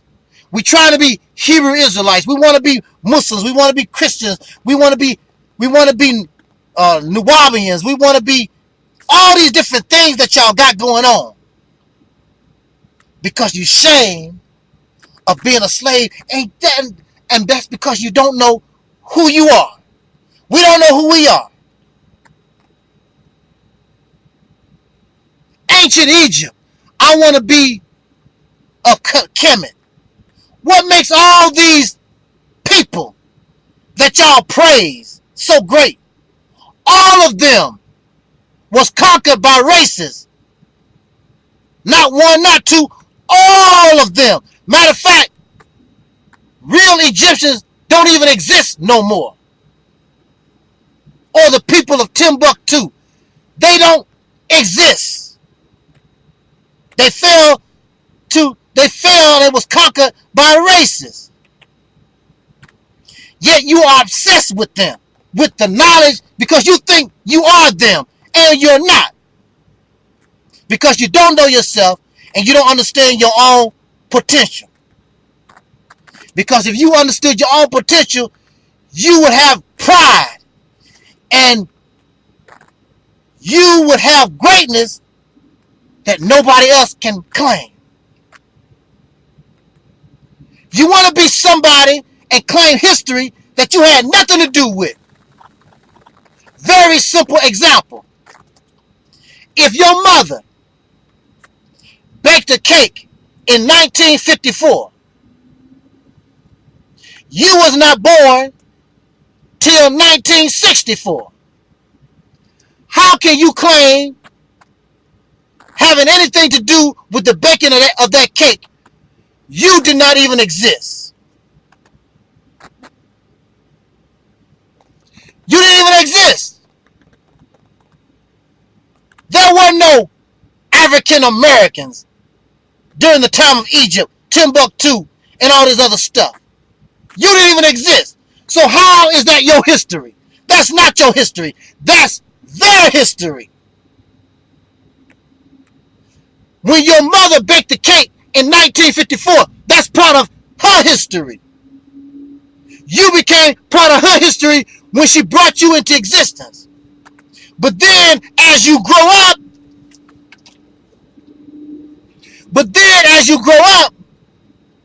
your mama said, it's time for you to go make your own history and get out of my house.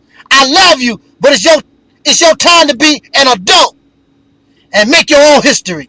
Y'all trying to steal somebody else's history. You don't want to grow up and make your own history be an adult.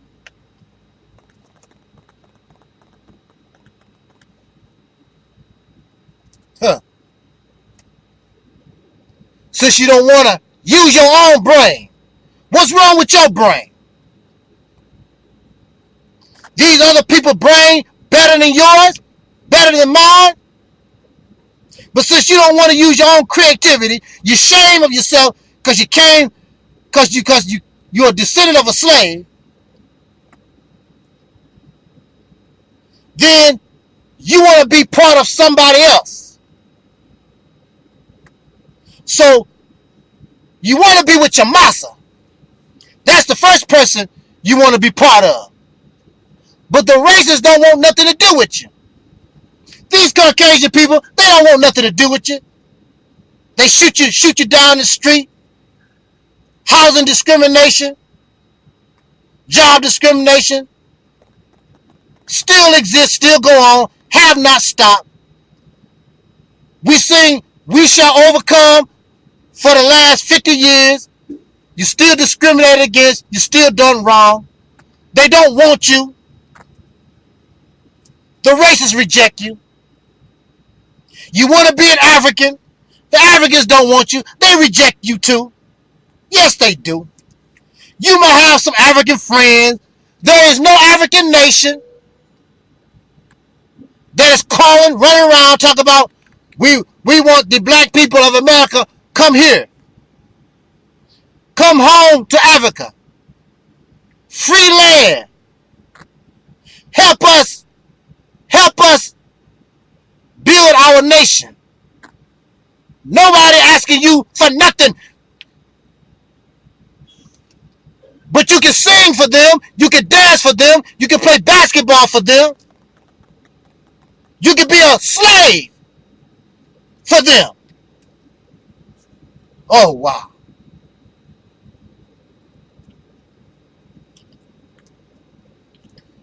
The Honorable Elijah Muhammad taught me,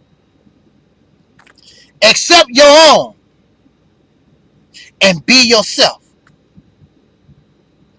He said, yourself is a righteous Muslim. I will say it like this. A Muslim is supposed to submit his or her will to do the will of God. Now, according to the teachings of the Honorable Elijah Muhammad, God is a man. Now, so you're going to submit your will to a man. There's nothing wrong with submitting your will to a man. But what must be understood is we must first come into our right state of mind. Right now, our minds belong to racists. Right now, our minds are confused. Right now, our minds are underdeveloped. Our mind belongs to our obsession with Kemet. Our minds belong to our obsession with Africa. Our minds belong to our obsession with drugs and alcohol and pornography and other filth of this world. However, if you come into your right state of mind, you submit your will to do the will of God. In other words, to submit your will to do the will of yourself. Because God is a man.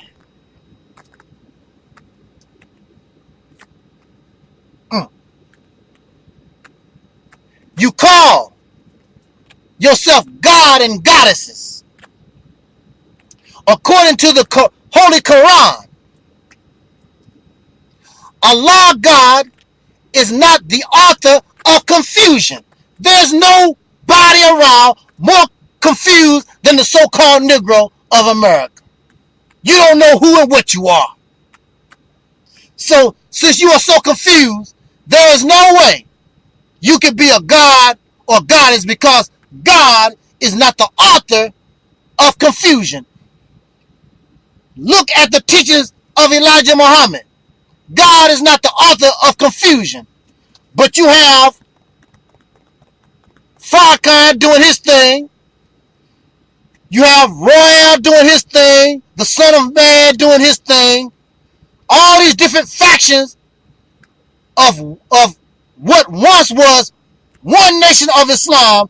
You have all these people claiming Elijah Muhammad. God is a man. But if you God, you're not the author of confusion. What's up with all the confusion? Why y'all don't understand the teachings? Everybody had only one teaching prior to 1975. There was only one teaching. What happened to you? Why are you confused?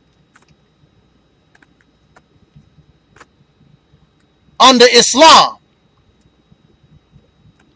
when you meet a brother and sister who is a Muslim, they usually greet you, Assalamu alaikum. Assalamu alaikum in English simply means peace be unto you.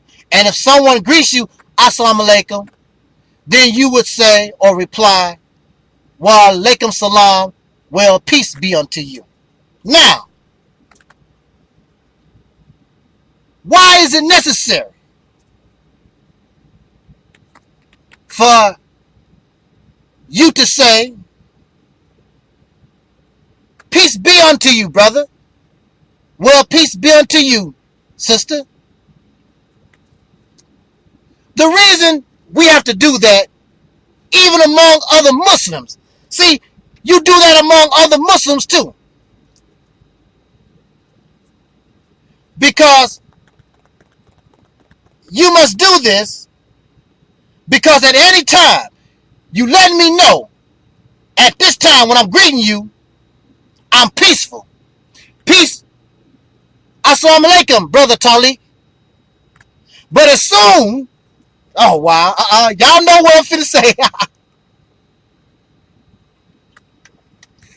Soon as I said something you don't like, then the peace be unto you, brother Taalik. Taalik, you need your head chopped off. I can't stand you, I hate your guts. But yet you're a Muslim, you just greeted me, Assalamu alaikum. Because at any time you will turn from a peacemaker to a hellraiser. Why do you think you are required in Islam to pray 5 to 7 times a day? And to get on your knees on a rug and do salat? Because you're a hellraiser. You got all that inside of you. And you need to, and in order to keep you any kind of way peaceful, you got to keep you praying. Got to keep you on your knees.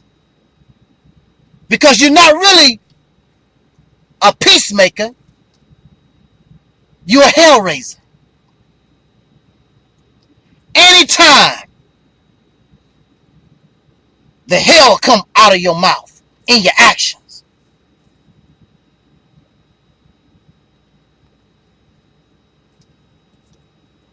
Now, it is true. In Islam, we were taught, fight with those who fight with you. If I'm just giving opinion, if I'm just giving a critique of what you say, what is up?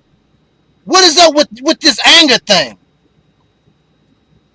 Not too long ago, I believe it was in 2010, some brothers in the St. Louis mosque said I was speaking ill of Brother Louis Farrakhan.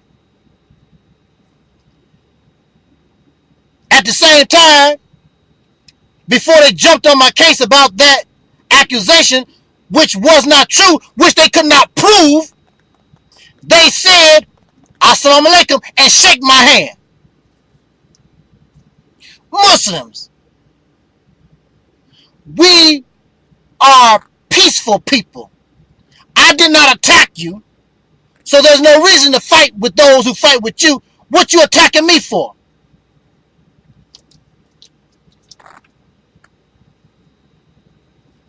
Oh, wow.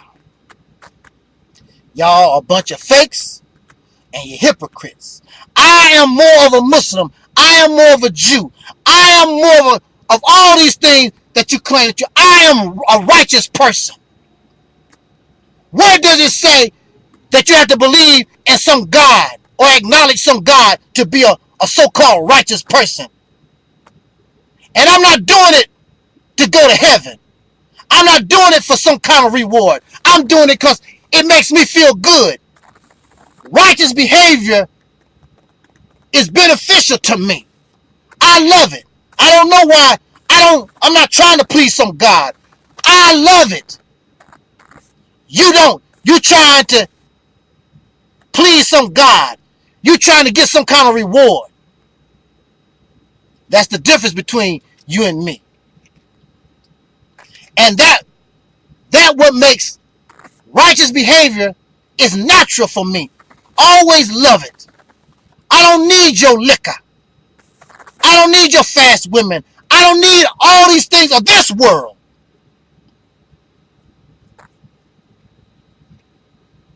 Because I want heaven. There is nothing in hell that I want. Nothing in hell impressed me. And speaking of hell, this is where our origins begin, whether you like it or not. The descendants of slaves born in America, whether you like it or not, your origins start in the hells of North America. Our history does not begin in Kemet or Timbuktu or ancient Ethiopia and all this other stuff. You was not there. You did not exist. Our history begins in the hells of North America when the racists conquered our people and brought Africans and other dark-skinned people here and made us slaves. Our story begins with the racists who developed a method we call racism to justify what they would do to dark-skinned people. The original victims, our ancestors, or you could say the original breeding stock. We really don't know who they were, where they come from. We can only guess. The racists are the only ones who really know who these people was. And they're not going to tell us because they enjoy and they benefit from the division and the debating back and forth and the confusion from among the victims, the descendants of these slaves. Now, even so, whoever they were, and one day, we might truly find out we are no longer of them.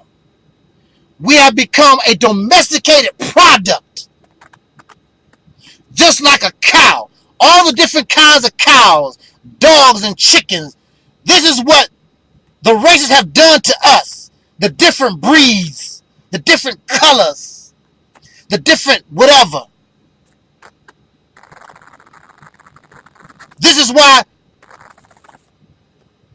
why we can be recognized by Africans and other dark-skinned people. They can tell. Even if we don't open our mouth, they can tell we're different. Not all the time.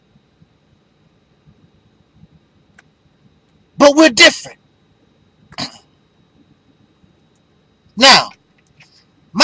question for all y'all Kemet, melanin type people. You keep telling us about melanin can do this, can do this, and melanation and that's wonderful. It is. The information on melanin, I got it. Cool. However, something that y'all know, but you're not telling the people, because some of them don't know. They don't do their own research. And it just so happened I was watching a program and I learned, just cruising through television channels one day, I saw some scientists, they was talking about melanin. Much of what you say about melanin is true. And let me tell y'all something. There is advantages and disadvantages in everything on this planet. There is an advantage with being skinny. There is also a disadvantage. There is an advantage of being fat, and there also is a disadvantage being fat.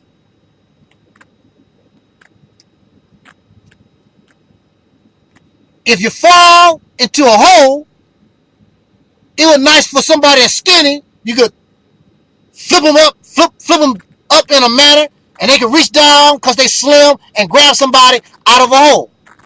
However, being skinny don't help you if you need some heavy weight, some power in order to get some kind of job done. So you look at the fat person. A lot of fat people, not only are they fat, but a lot of them, they are strong. So melanin has advantages. It also has disadvantages, and you don't want to talk about the disadvantages. One of the disadvantages of melanin is they give the more melanated person a docile effect. Make you docile.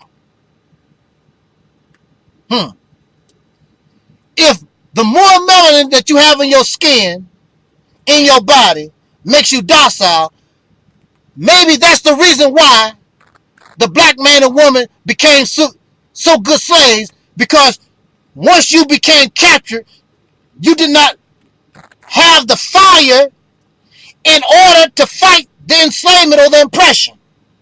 You accepted it. There's a little animal called a squirrel. I'm very sure that some people might have a squirrel for a pet. I'm very sure. But squirrels in general, you can't make a pet out of them. They refuse. There are some animals, when you put them in a cage, when you chain them up, they refuse to breed. Now here you are, with all this melanin in your skin, you just breathing your butt off for the massa. And you submit to do the will of this God. You said we always been spiritual people, and we always want to submit to God. Well, here's a God in the form of a man, and we decided to submit to him because the melanin in us,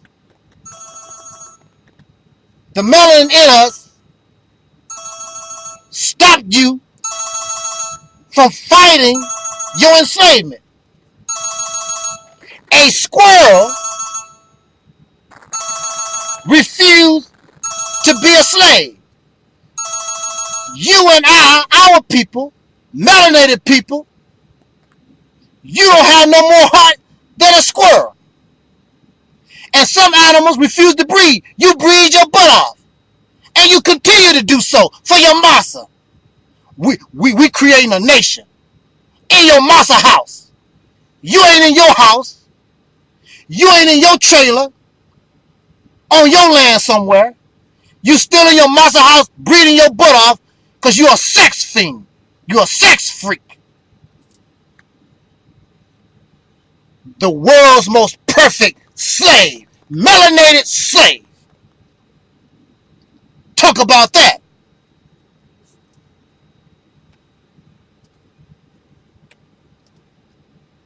We are a spiritual people. We fear God. A God that has never done nothing for black people in America and nothing for Africans. Racism. There is no debate. Racism proves that. With all your spirits and all your gods, the racists conquered all of you. Wherever the Caucasian people found these melanated people on the planet, he kicked your backside, and your God didn't do nothing. And you still talking about God after 400 years. God this and God that. Woo! You say, and always quote Malcolm X, by any means necessary. Malcolm was real. And Malcolm became an exception to the rule. But with you, it's nothing but empty words. Because you melanated and you docile. Go make some babies. That's the only thing that you can do. And the only spirit you know anything about is getting drunk. Another name for liquor is spirits. That's the only spirituality that you know about. So get drunk and make some more babies for your massa. That's real. Like Brother King Noble said, that's a fact. The only thing you have expressed with all your debates and your spiritual talk and your gods and your obsession with history, none of you, none of this stuff have ever freed a people. None of it. Debating each other. Not the enemy. None of it. The only thing it has done is show how much of a coward you are. A people of cowardice. How wonder you shame. But don't blame it because you came from slaves. This is 2015 and you still the same way. And you can claim Egypt, and you can claim the Moors, and you can claim whatever you want to claim. That ain't gonna change your condition. Death! Fighting for your freedom, fighting for who you are. Getting these suckers off your back once and for all. Just like any other oppressed people. That's what George Washington had to do. George Washington had to go to war. French Revolution, they had to go to war. Chinese Revolution, all these revolutions, they had to go to war and get these suckers off their back once and for all, except you, because you melanated. Melanated cowards. All thing you good for is getting drunk and making babies. Don't get mad at me, get mad at yourself. I'm telling you the truth. That's why you so obsessed with fairy tales and fiction. Because in your delusional world, you got it going on. Well, I'm here to shake it up. Bring us back to reality. Now, almost 500 years of living in hell. I doubt if you will argue with me on that point, that we've been living in the shores of North America among races. this have been our hell. And hell is just a condition of life. As it is hell for us, it has been heaven for others. The racists still remain in control. But what's so messed up is the racists are still in control, but they wish for the good old days because they want physical slavery back. They want to be able to do what they used to do. And really, if they wanted to do that, they could. You're not going to do anything, because if you was going to do anything, we wouldn't be having this talk right now. It would have been good as done. The only thing you know how to do is get drunk and make babies. Babies you don't take care of on welfare. Babies that don't have a proper mama, a proper father, just wandering aimlessly in life. They have no identity, nothing to be proud of, because you confused. And you give the children that you bring into this hell confusion. What is hell? According to religious teachings, there is fire, tremendous heat and pressure in hell. Eternal fire. What can you do with fire? Fire, tremendous heat. It can be used to sterilize an injury. It can be used to remove, now listen to me, y'all. Remove impurities in steel and other things. Make your food better to digest.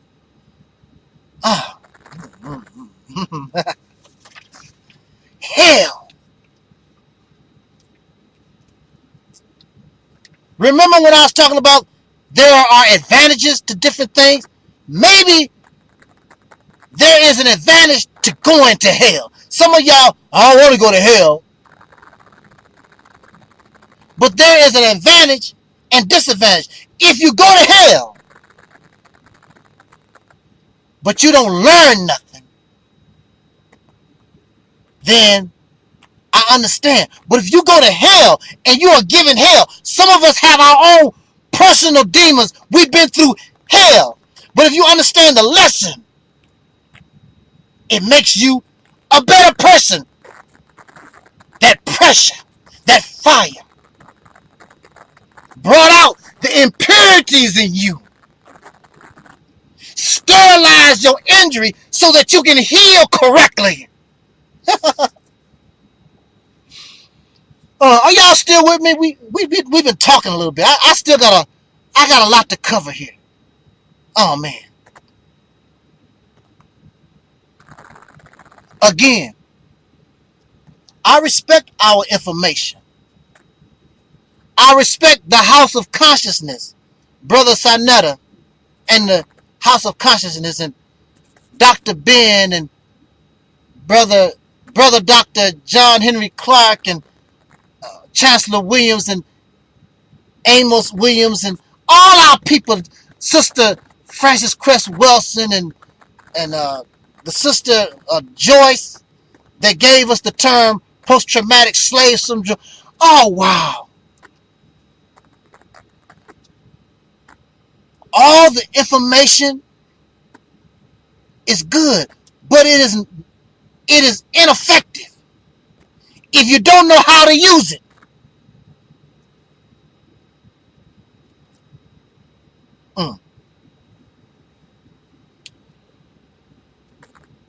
So, I respect all of these things, but I want to say this. just like the Jesus of religious scriptures. He did acknowledge the prophets that came before him. But at the same time, he came to clarify what they said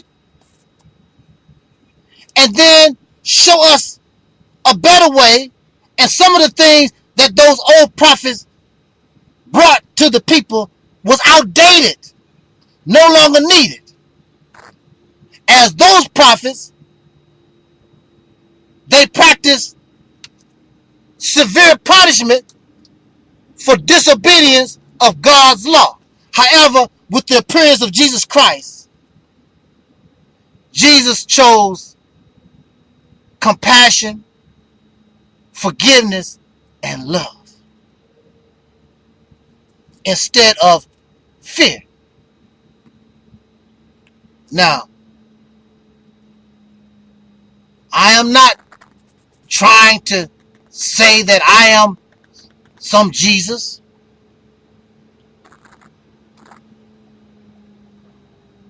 But I want to say the best information, the best information, the best thing that you could do for our poor, suffering people and ourselves is to show ourselves love, forgiveness, and compassion. All these people that dislike me, all these people that hate me, I do not hate them. I don't hold grudges forever. Of course, if you do something to me, I'm going to hurt. I'm going to get angry. But I'm not going to hold that forever. No matter how much you dislike me, I love us. I love you. Even the so-called black nationalists that called the police on me, I don't hate them. They call me all kinds of names and whatever, but it goes in this ear and out the other because I'm just like the Jesus. Forgive them, Lord, for they know not what they do.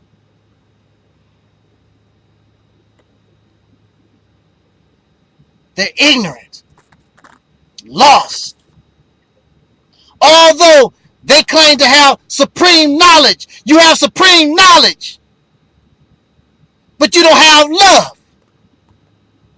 You really don't love. You call and say that the black man is God, but you don't love the black man. So how can you love God? Because they are one and the same. And how can you call the police on God?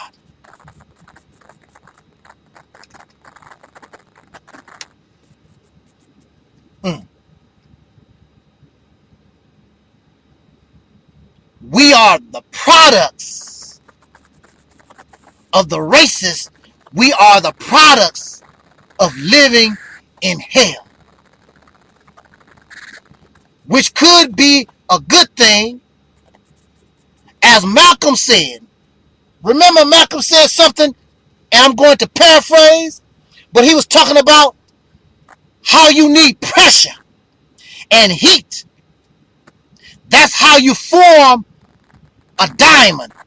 It takes pressure and heat. You put on a piece of coal, and soon that piece of coal turns into a diamond. The most hardest, one of the most valuable, precious stones on the planet. This is us, brothers and sisters.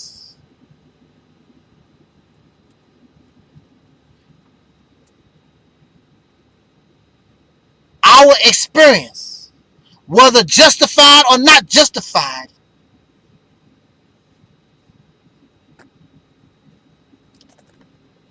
have put you in a position, us in a position, different from other people on the planet.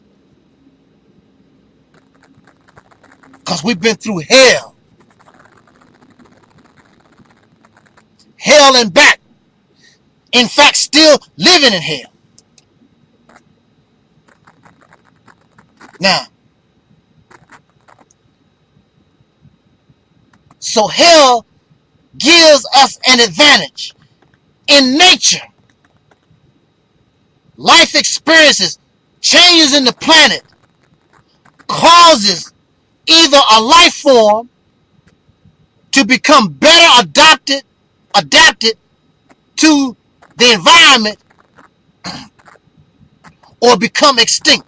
Clearly, we have not become extinct. And you don't understand how we've gotten better, because when you look out on the street, excuse the language, you see a bunch of niggas, bunch of Negro trash. How did coming through hell improve these fools? Well, let's just keep talking. Are you still with me? We going on.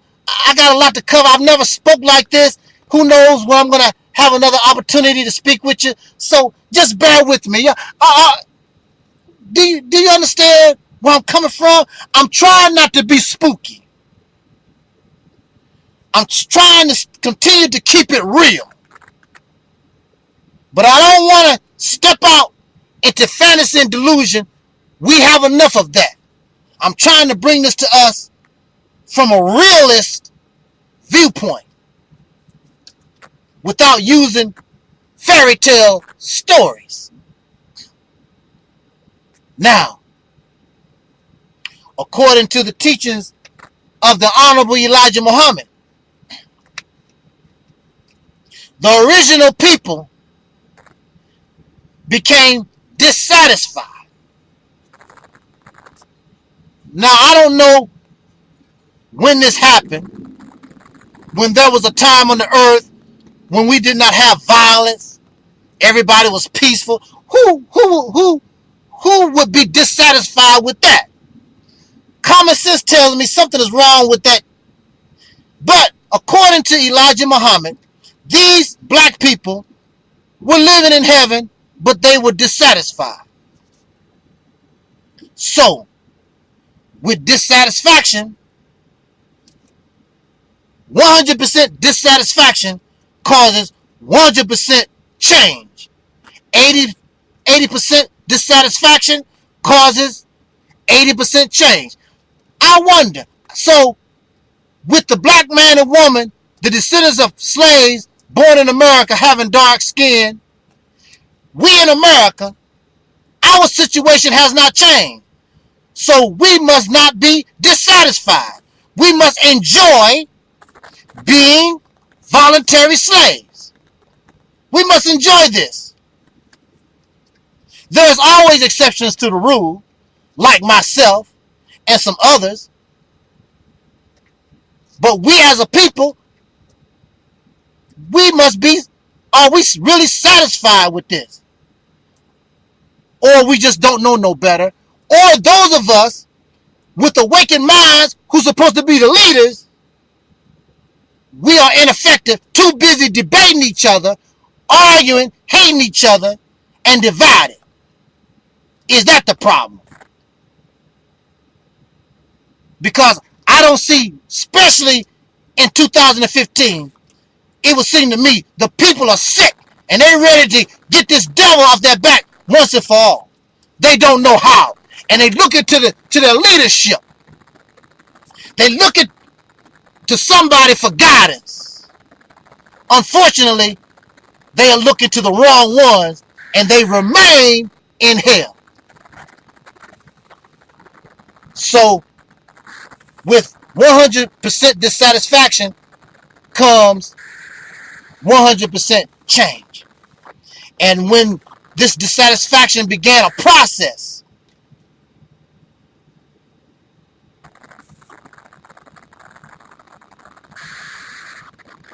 It began a process where a change was a coming. One you might not like, but a change was a coming. Since you don't like heaven, what is the opposite of heaven? I'm going to give you the opposite state of life. A life of materialism, a life of murder, a life of rape, a life of confused gender orientation, a life of all kinds of things opposite. Since you are dissatisfied with this, so soon as all life, human life began in Africa, these Africans, matter of fact, Africa did not exist. Just these people with dark skin, they just began to venture out to wherever they could go. But the further away they got from their origins, they began to change. They began to mutate according to the new environment they began to inhabit. And in relation to the story that was taught by Elijah Muhammad, a scientist called Yaqub started a process of grafting, where he discovered a lighter germ in the black man, and then there was a lighter, even lighter germ or gene in the brown man, and so forth until we brought into existence the people we call Caucasian or white. And as they drifted from the original center of their creation, as they drifted, they began to lose and change the ways and leave the ways of their origin.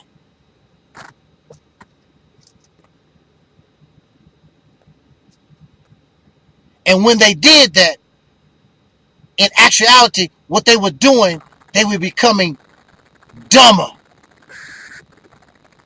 because they was leaving civilization, going out into the uncivilized world. And with this, their knowledge became like that of a child, because they digressed.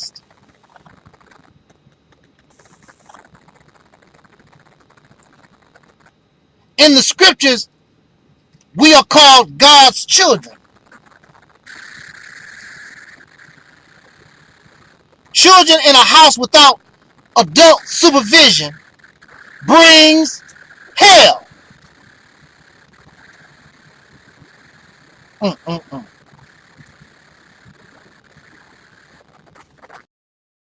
That you can leave children in a house unsupervised, and when you return, everything is in order. Because a child does not have a mature mind. So as these people left maturity, left civilization, they began to lose civilization and became more immature, because there was no need for high science. There was no need to understand the stars and all these different things as you went out into the wilderness, into these undiscovered places. The whole environments began to change. But yet and still, if you see and study the people, you'll see they have remnants. They still maintain some of the things that they learned from the place, where they origin from.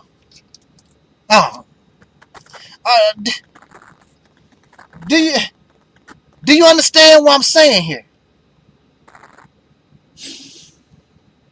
This is the reality of this is the reality of life on the planet, the human being, because that's our reality, rather than I'm telling you the story of Yaqub the making of a devil and all these different things. If you want to learn about that story, just find you a book called Message to the Black Man, written by Elijah Muhammad, and go to the chapter, The Making of Devil. Most of these stories in religion, they have a real background. But religious and spiritual teachings make things all spooky. Because when you are an adult, a lot of times, in order to teach a child, because a child is not mature yet, so we give them simple little, simple things, simple stories they can understand, so they'll know what you're talking about. Because you can't talk to them on your level because they can't comprehend, they don't know. Now, so we are the children of God. What parents? Now, God calls his servants children, or his believers, the believers in God are called children. And then this God gives the children free will. I gotta get a drink myself on this one. Because what kind of parent would give a child free will? How many of you who are parents ever gave your children free will? Free will, knowing they are not mature enough to handle responsibility, knowing they have not yet been properly trained, don't have proper education, but you give them free will. But this God, the creator of the universe, gonna give children free will. Is that God that dumb? And then you wonder, since children was given free will, you wonder why you living in hell?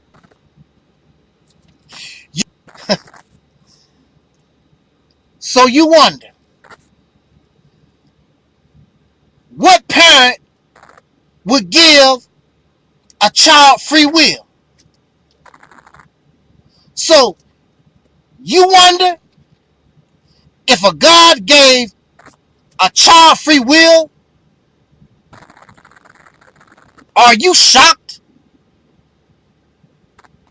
that you and I are living in hell and that we reside with devils? And since the Caucasian people were the furthest away from the origins of human life, they became the most savage, the most uncivilized. And you wonder why we live in hell? It's not their fault. It's not your fault. This is what has happened. So hell is a condition of life. Heaven is a condition of life. So now we know what hell is. And if you have any kind of sense, you should never want hell to come into existence again. Mind you, listen now, this is another question. Mind you, even if all the races disappeared right now today, you and I, these melanated people, still carry this so-called weak, lighter gene. So if that's the case, what's going to stop hell from happening again? What's going to stop it?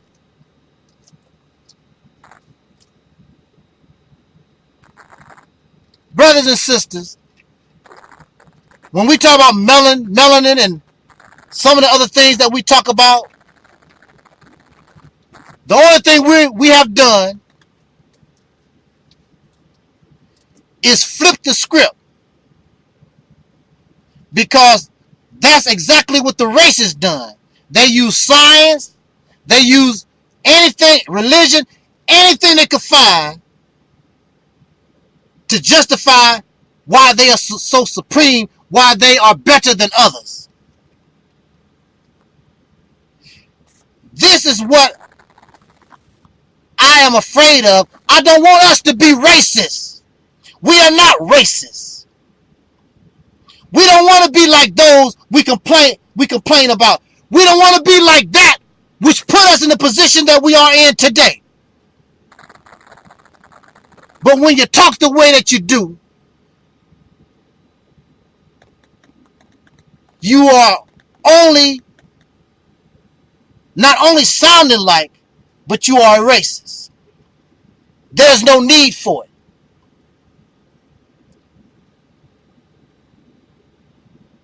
The white man. There's nothing wrong with white. According to the English language, white means wholly pure. The Caucasian, racist Caucasian pink people, they are the ones that made white bad. There's nothing wrong with white. I love white. White has done nothing to none of us. The color. The problem with white, the problem with pink, the problem with a people based on skin color, the problem with that is not the skin color itself, but there's a mentality that they have attached to the color. Some of y'all really don't like white because it relates and reminds you of Caucasian people. First of all, they are not white. They gave themselves that name. Nobody called them white. The Native American people, which was probably us, with a different hue in our skin color, we called them pale face. According to Alex Haley, Kutakente called them the two bomb. Nobody was calling them white. They call themselves white because in the English language, pure, holy, righteous. They know they are not pure, holy, and righteous. I do not call them white. I call them the racist, Caucasian pink people of this planet. I'm not going to, what's the word I'm looking for?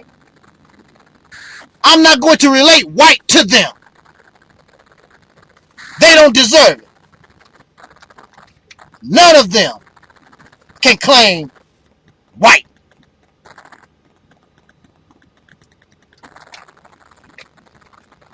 The color did not hurt us. It was the mentality that was attached to a certain people with that color that hurt us. And they have yet to offer apology, official apology, or do anything to heal that which they have caused severe damage to. We should not want to be around somebody like that. We should not want to be. And we should not want to be like them. So what's going to stop? What's going to stop that from happening again? Since we still carry the genes.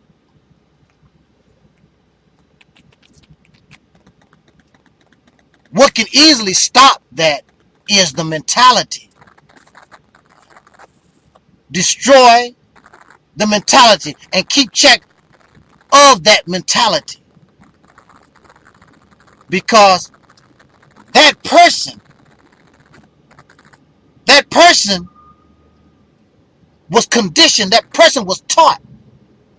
If you put a Caucasian person among black people, that Caucasian person usually take on the ways of black people or Native American people. Just like if you take a black person, put them among Caucasian people, they take on the ways and the mannerisms of that people. So it is a learned behavior. It is taught. So if racism still exists, it's a lot of teaching going on by somebody. But yet it's still, Caucasian people tell you quick, I ain't racist, I ain't racist. Well, who is it then? And I represent justice. But at the same time, since I was bit by a snake, I don't know which snake has poison. I don't know which snake don't have poison. So I'm going to defend myself against the snake, the venomous, the non-poisonous, and the poisonous snake. Because I don't know who is who. You got to show us what you about. But see, some of these Caucasian people, they so high and mighty, I don't have to show you nothing. Well, stay away from me. I don't want your opinion. I don't want nothing from you. You arrogant. After all what your people have done. Becoming a little humble. Instead of arrogant like you're high and mighty. That's the problem. But I'm not a racist. So, I can't tell. But the difference between you and me, I will still give you justice. While you will send me to prison for the rest of my life for little or nothing in your prejudiced racist courts. And shoot us down in the street without a trial. You charge us with a crime, judge us, try us, and then you execute us in the street. How long, black man? I want to ask y'all something. With your docile, melanated, spiritual self. How long you gonna take it? How long you gonna take it? We've been doing this, dealing with this stuff for over 400 years. And then you pass it down to your children and they have to continue to deal with this madness. You just teach them how to debate and be spiritual.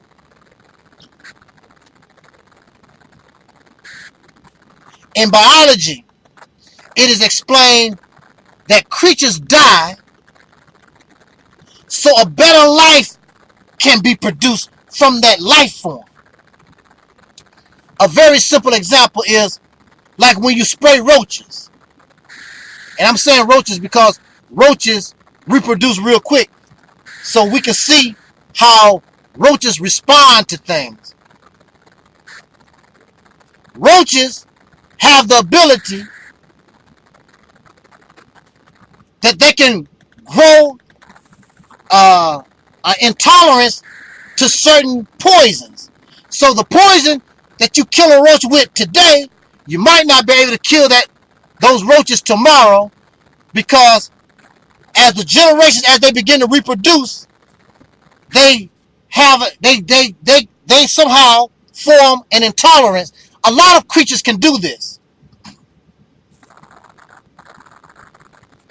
Matter of fact, some of the poison that killed the roach yesterday, they might drink it and can live off of it tomorrow. I mean, that's fantastic, ain't it? That's some fantastical stuff. Religious stories have truth in them, but they tell things from a fairy tale, almost delusional-like manner. But what is possibly happening to us as a people, a black people, in our evolutionary stage, in our process that some of y'all say, our process of becoming what y'all call a God. Not a child of God. You've been a child of God for thousands of years. When you gonna grow up? That's my question. When are you going to grow up? A baby can't stay a baby forever. That baby has to grow into an adult man or woman. The puppy can't stay a puppy, must become a dog. The chick can't stay a chick, must become a chicken. The tadpole can't stay a tadpole, it becomes a frog. When are we going to grow up? Children of God. So, when are we going to become like our Father? Always begging Daddy. Daddy, will you do this for me? Daddy, do it for yourself. Get out the house. Become grown. When you going to grow up? After 400 years of slavery, this original man has been removed from anything he once was and was made to die. Are you listening to me? We were made to die. Not physically die, but mentally die, because we were uprooted from everything that we were. Everything that we used to know, it was taken away from us. We had to start all over from scratch. And then we were placed in 400 years of hell. That makes us start, like I said, from a clean slate. The problem is, once the slate became clean, like you erase the data on your computer, somebody else get your computer, now they want to put in the computer what they want. That's a problem. So for the last 400 years, although it is an advantage for us to go through hell, the disadvantage is that we are still in the control of the races that have programmed the new mind. So now the new mind, instead of coming into its own, you become the world's greatest slave. And you still remain that way right now to this day. Can't do nothing without Caucasian people. You got to have you some Caucasian. Give me a sandwich. Put some Caucasian on it. Give me a salad. Put some Caucasian on it. We act like we can't do nothing without Caucasian people involved in our life. But this mind of enslavement, the time has come. Reprogramming. Some of y'all said that God has come. And I'm telling you, it is just the natural evolution of who we are. Your brain is not going to stand to be enslaved forever. Life is always going to produce somebody, someone, to break the chains of slavery. Your history will verify that. No matter where you are, even if you look among domesticated animals, you're always going to find some animal that want to break the fence. Get out of there. The other ones looking at them like they're crazy. Why? Why they breaking the fence like that? Why they want to jump over the fence? Because they don't want to lose. They don't want to leave their comfort zone. Slavery has become comfortable for us. Oppression, murder, and death has become the norm for us, and we have become comfortable. You complain for a few seconds, then you shut the hell up, and you go right back to making babies and getting drunk. I don't mean to get you mad, but that's real truth. Are you still hanging with me? Okay. Still got a little ways to go, y'all. And we're going to wrap it up. I want to try to get us to think. You don't have to agree with nothing I say. I don't expect you to agree with the things that I say. However, I want you to question what I say and question everything that has been brought to us. Question it all. There's nothing wrong with questioning, inquiring. Anybody that get upset with critique, anybody that get upset with questions, you better watch them. Anybody that they tell you to stay away from, chances are that's the one you need to listen to. And I'm one of those people.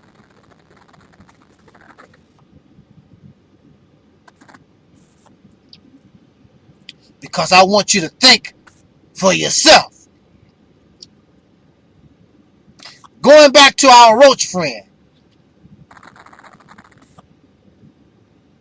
So, a new roach comes from up out of the original. The new roach is improved because the poison that killed the old roach or the original roach has no effect on the new roach. Because of our disconnection from the false beliefs, the arrogance, all of the dissatisfaction, all those things of the original people. Although we are from the original, we are now of the improved. Being the lowest of the low, we have become the most humble, the most loving people on this planet.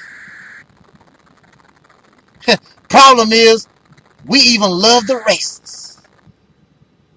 We have to understand love ain't for everybody. So it is no shock to me that Arabs, Chinese, people from the Philippines, people from parts of Africa, anybody can come in our neighborhoods and they can set up shop, and we really don't trip about it because we have a loving heart.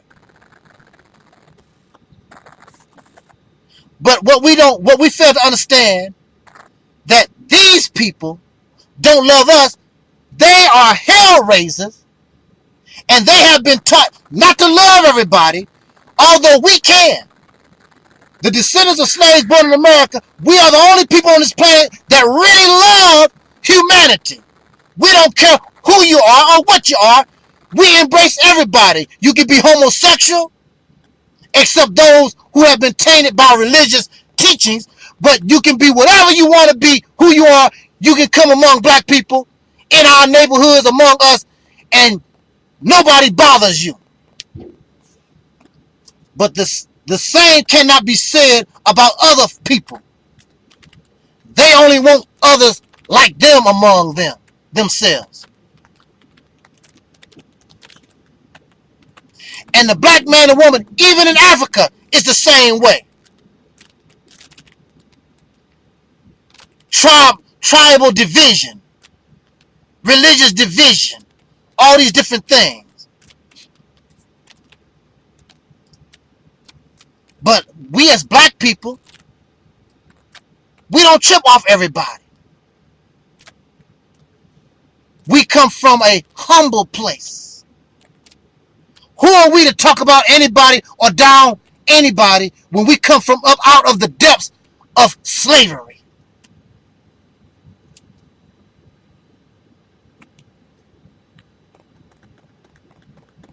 We also have a love of what once was.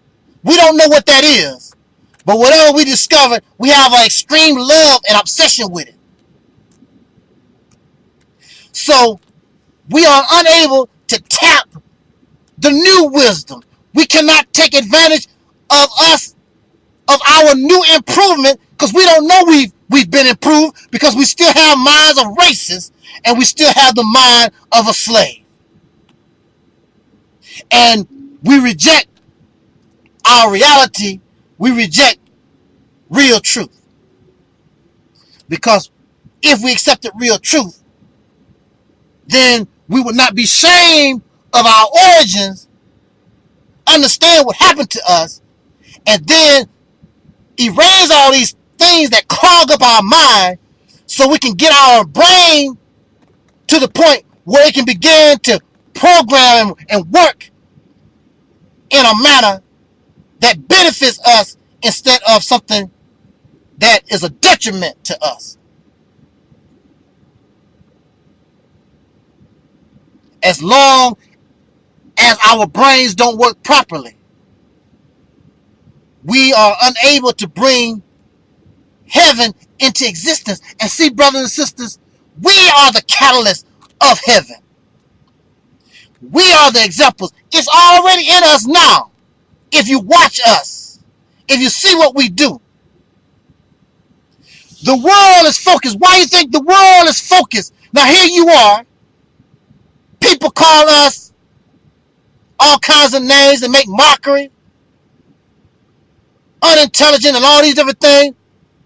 If we are really like that, why is so much attention and focus on us? If Angel Snub 7 is as stupid,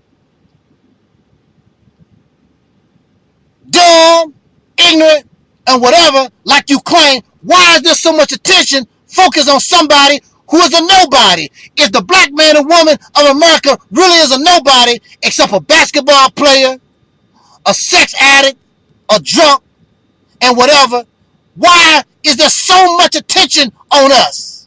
So much focus? Because they know your greatness. We don't know and understand our greatness. They see it. And they do everything they can to prevent you from discovering yourself. So they don't care if you are a Muslim Arab wannabe, or a Christian, or a Hebrew Israelite, more all these different things that's not you. They don't mind, but they see something else. Because when they see me, I'm an example of the new that's coming out. There are other brothers and sisters. The new is starting to show.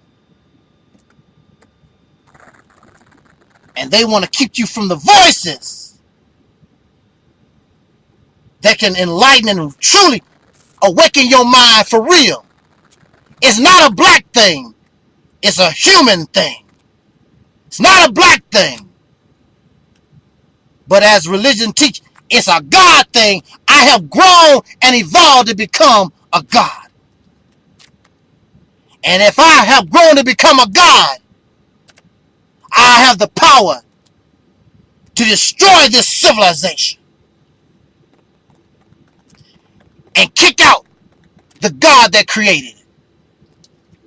Because your time is up.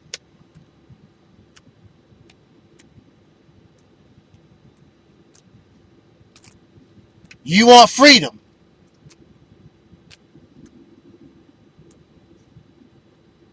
You want freedom, justice, and equality, but you don't want to change. You don't want to become what religion teaches or they call a righteous person. To all those who are agnostic and atheists or whatever you want to call yourself, you don't believe in God. Just because you don't believe in God does not mean you can't be a righteous person. Because what they call a righteous person, those things in being righteous is good for us as a person, and it is good for us as a human being. There's nothing wrong with that. But when your righteous conduct is controlled by religion or some other source rather than it become a natural part of yourself, then we have a problem. Because nobody determines what makes me a righteous person. No sucker tell me. But if we don't want to be righteous, and being righteous is only doing that which benefits us as an individual and a human being, has nothing to do with serving or obeying the word of God. I've never met, don't know nothing about this God.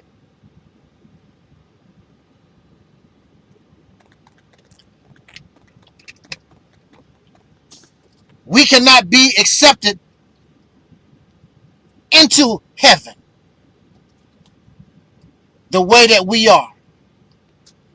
The way that we are now, we are filled with hatred. Unjustified hatred. We are racists. Or racist wannabes. We are responding to racism and have become racist wannabes. Because a black man, you cannot be a racist. Black people cannot be racist. You can be a racist wannabe. You are responding to racism, so you develop your own form of race. We are greedy, materialistic, lustful, envious, confused. We still have the brain and the mentality of slaves. A slave can only serve another person. A slave cannot bring forth heaven. But a slave can qualify to be the catalyst to bring into heaven, because who is more meek? Who is more deserving than somebody who has suffered like a slave has? So the scripture says, the meek will inherit the earth. The descendants of slaves born in America, having dark skin, the so-called Negro black people, African Americans, however you want to describe us at this time.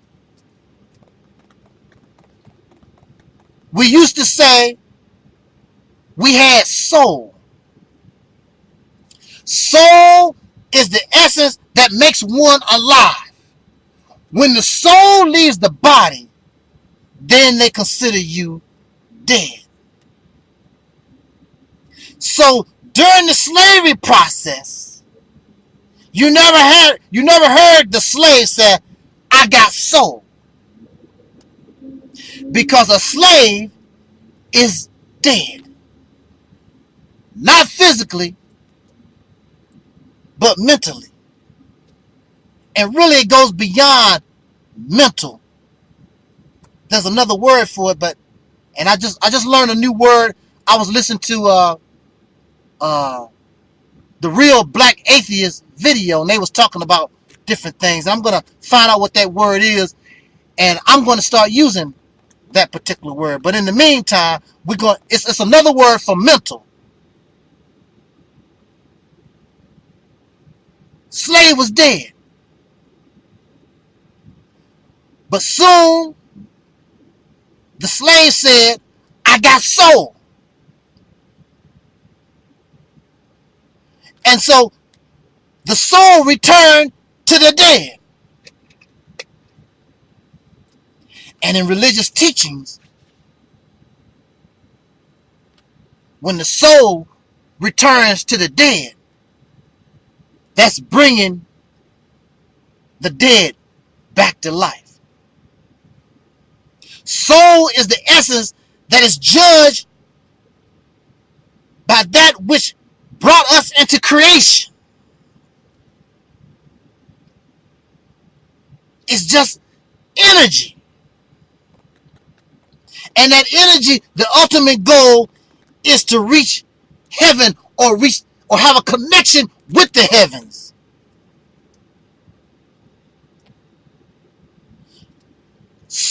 When the soul enters that which has no life, it brings life into it. So in the scriptures it talks about how God breathed a soul into this dirt and it became alive.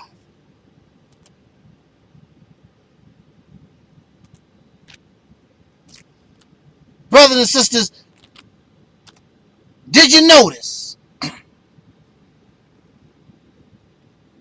Once racists caused us to stop saying that we had soul. We used to have soul music, Soul Train. It was all about having soul. The Africans did not have soul. Nobody had soul except us. Why do you think that is? They start chipping away and we began to come into ourselves. Nobody else had soul. This is something that belonged just to us.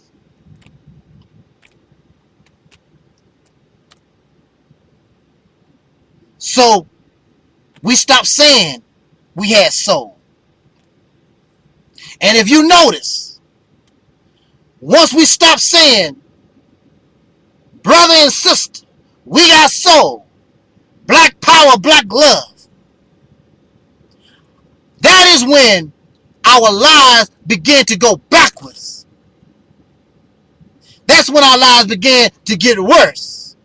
Not because of single family homes, because there always have been single mothers who were parents. That's not nothing new.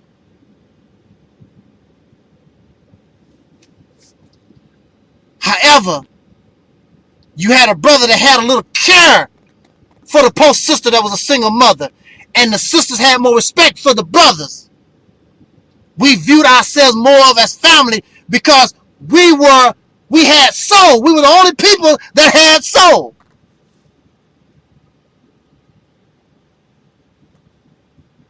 So what happened to our soul?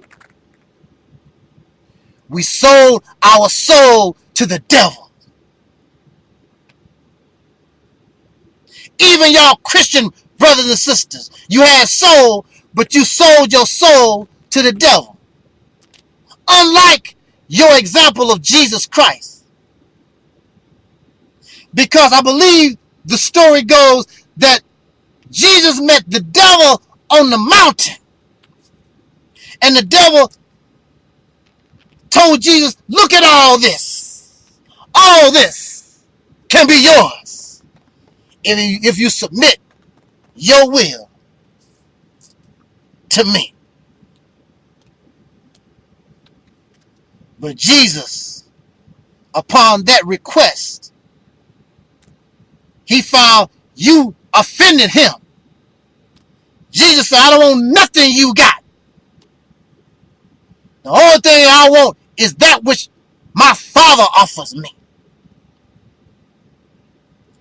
But y'all sold your soul to the devil. And instead of soul music, you turned it into R&B, rhythm and blues, and anything but soul. Because these other people can try to claim all this other stuff, but they can't then, and they still can't claim soul music. And when a Caucasian person talk about their soul brother, then when you think about soul, they must think they black.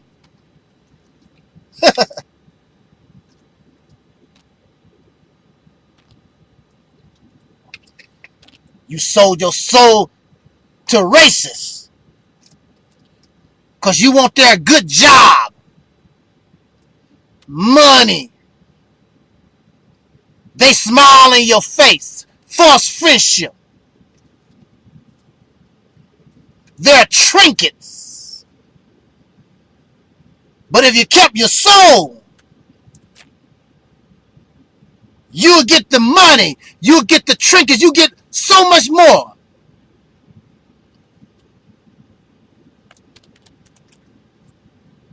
The soul is the brain's ability to think and process information. That is your soul. The ability to be who you are, be yourself. During that period of time when black people said we had soul, we was learning and trying to find ourselves. Looking at Africa and looking at different places, but we was trying to find who we are. When the brain doesn't function, the brain appears dead. You ever see a person that's comatose? They appear like they dead. You can still see the life, but when the brain is not functioning, it's just, they look dead or dying. Because it's the brain. You're communicating with the brain. That's the soul of this body. That's your communication. That's your way to the outside world. That's how the soul communicates to the outside world, by how the information is processed through your brain. You are not legally dead in America until the brain dies. And when the brain dies, your soul is no more.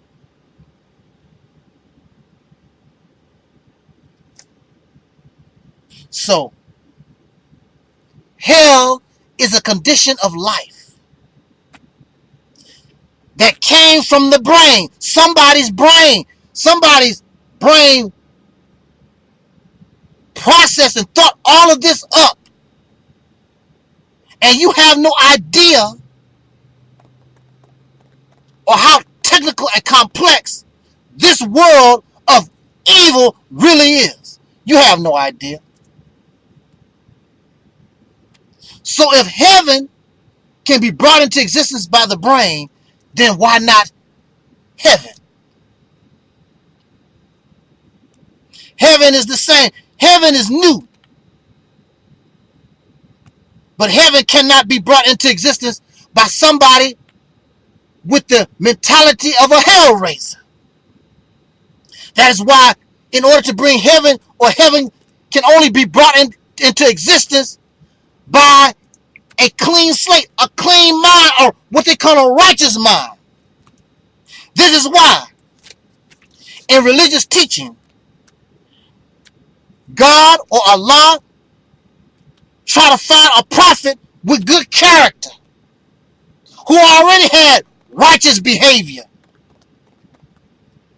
to put his information or reveal his information to.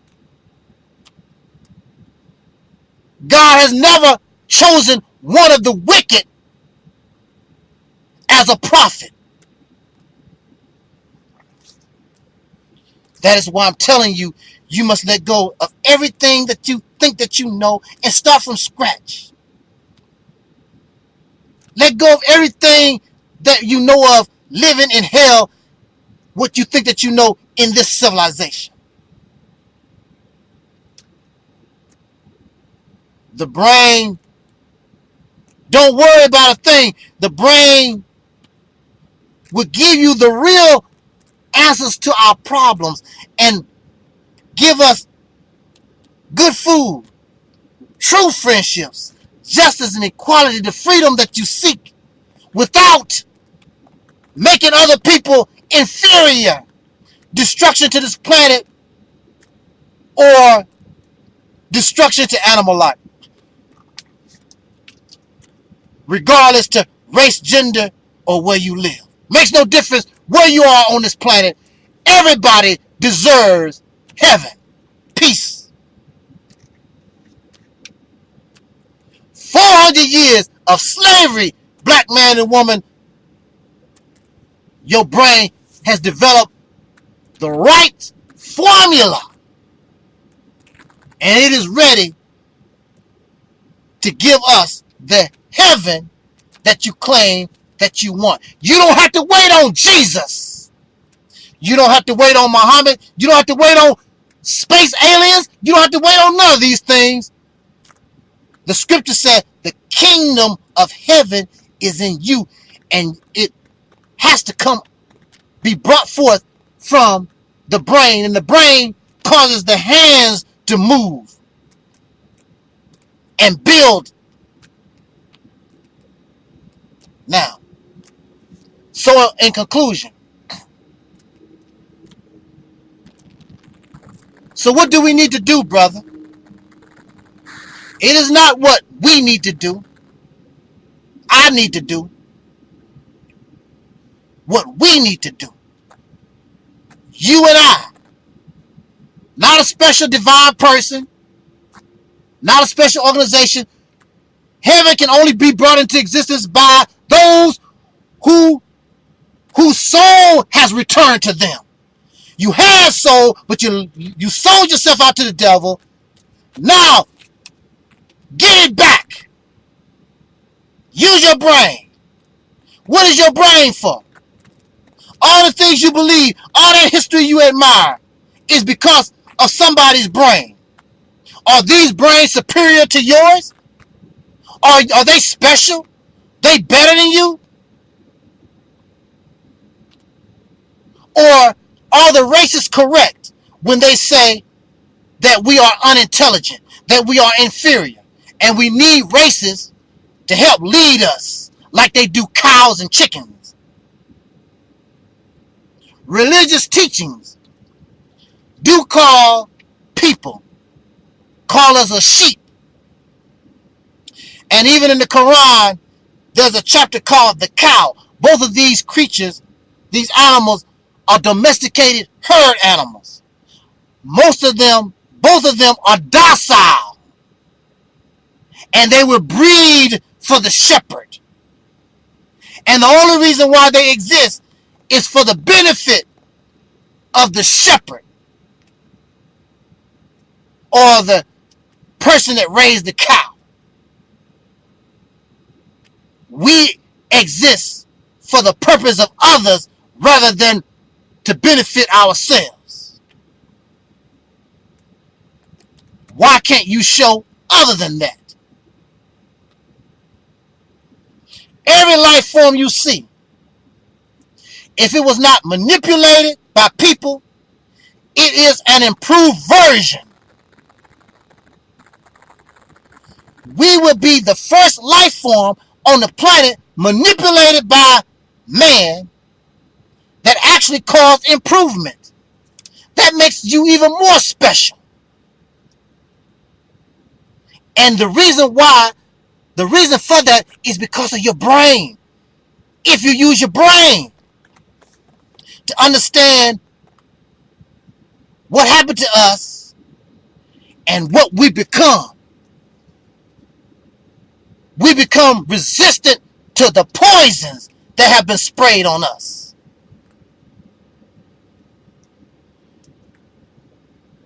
We are not niggas. Some of y'all still refer to yourself as nigga. I'm not that. You may be that. I'm not that. We are not shines and ham bones and coons. You call yourself God. Then God. I'm not praying to some spook. I'm praying to you. You call yourself gods and goddesses. I do believe in God. I believe in you. I'm praying to you. I will serve you. I have no problem with that. I don't mind being a slave for you. When you become and act like God, a real God, and that makes God a reality. Because I'm God too, with you. And we serve each other. You call yourself God, then God, bring heaven on earth. And get rid of hell once and for all. If heaven is opposite of hell, then in hell, we are told that the man is the head of household. So, in heaven, then is the woman the head of household? Is it a shared relationship? Something must be different. But since they are opposite, then woman. We must look at womanhood differently than we did in hell.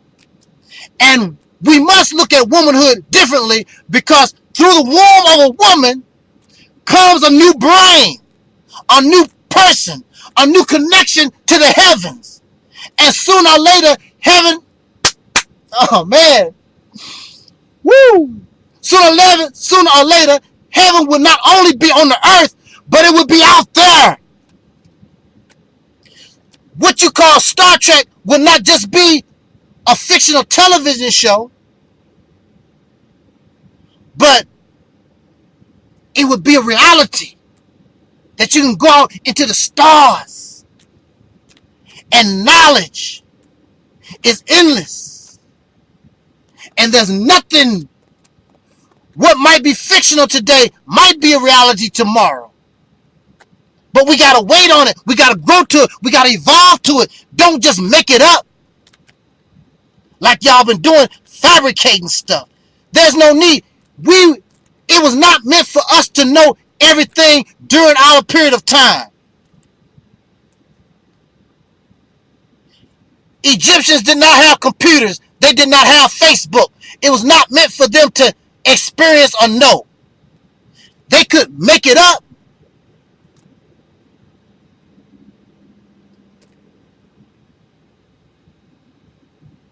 And sometimes when we imagine things, they are fiction, but later on down the line, they become a reality, and that's no problem. The problem is treating fictional fantasy fairy tales as a reality during a period of time is not possible.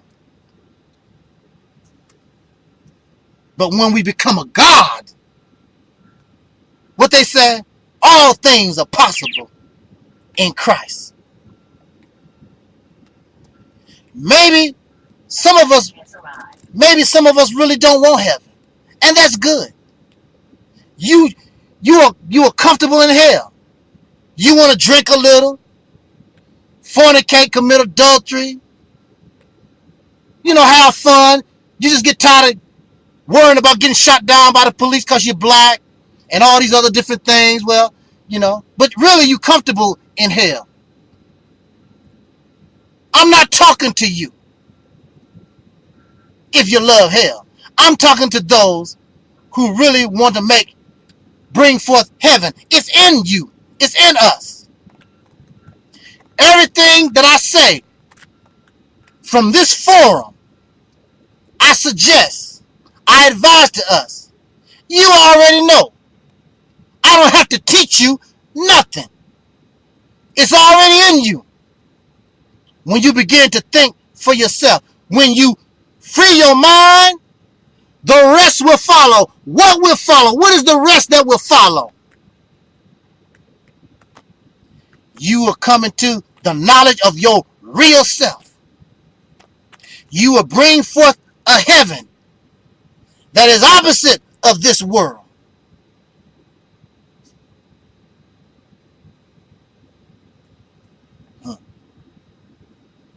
So you just want to be comfortable in hell. And that's fine. Want me to bring you some lemonade? Some ice? Cool you off? That's all they want. There is nothing in this world that I want. Nothing. There's nothing they can offer me. I'm just like the Jesus speaking with Satan on the top of the mountain. I don't want nothing. I don't want your women. I don't want your drugs. I don't want your alcohol. I don't want your trinkets. I don't want your television show. I don't want nothing from you except you leave me alone. And I'm going to end our talk by saying this. Woo, this was a long one. But who knows when I'm going to be able to talk with us again. Using Tina Turner as an example. Tina Turner was in court with her husband Ike. And Ike thought that Tina was going to argue about the trinkets, the material things that they accumulated during the marriage. And Sister Tina Turner said, I don't want nothing from you, Ike. The only thing I want is my name. Because she knew in her heart that she she could regain what she lost with Ike and more. Brothers and sisters, there are those Caucasians, they want to claim Kemet. They want to claim our history. Well, they want to claim history that don't belong to them or whatever. This is what I say. Whatever they want to claim, whatever they want, let them have it. And in our case, we don't even want your name. That's a slave name anyway. I don't want your name, period, anyway. Once you get away from races, once you separate yourself, come into your right state of mind, you will find out, brothers and sisters, that with your brain, with your hands, you will destroy this civilization, and you will build a civilization. You will build a reality greater than anything ancient Egypt could dream of, Timbuktu, ancient Ethiopia, whatever the Moors did, all this stuff y'all talking about, you will build. And you can claim that history because you done it with your hands, and ain't nobody can take away from you what you built. Just like nobody on this planet can say they have soul, except so-called African Americans. We're the only people. We got soul. Soul power. Black power. That's you. When we was trying to find ourselves coming to our right state of mind, we got hung up with that integration stuff. Trying to love people that don't want to love us back. But let us come into ourselves. But don't be like them. Let us build and let us look out for ourselves. But don't be like other folks. Still show them love. Because they don't know no better. They don't know no better, brothers and sisters.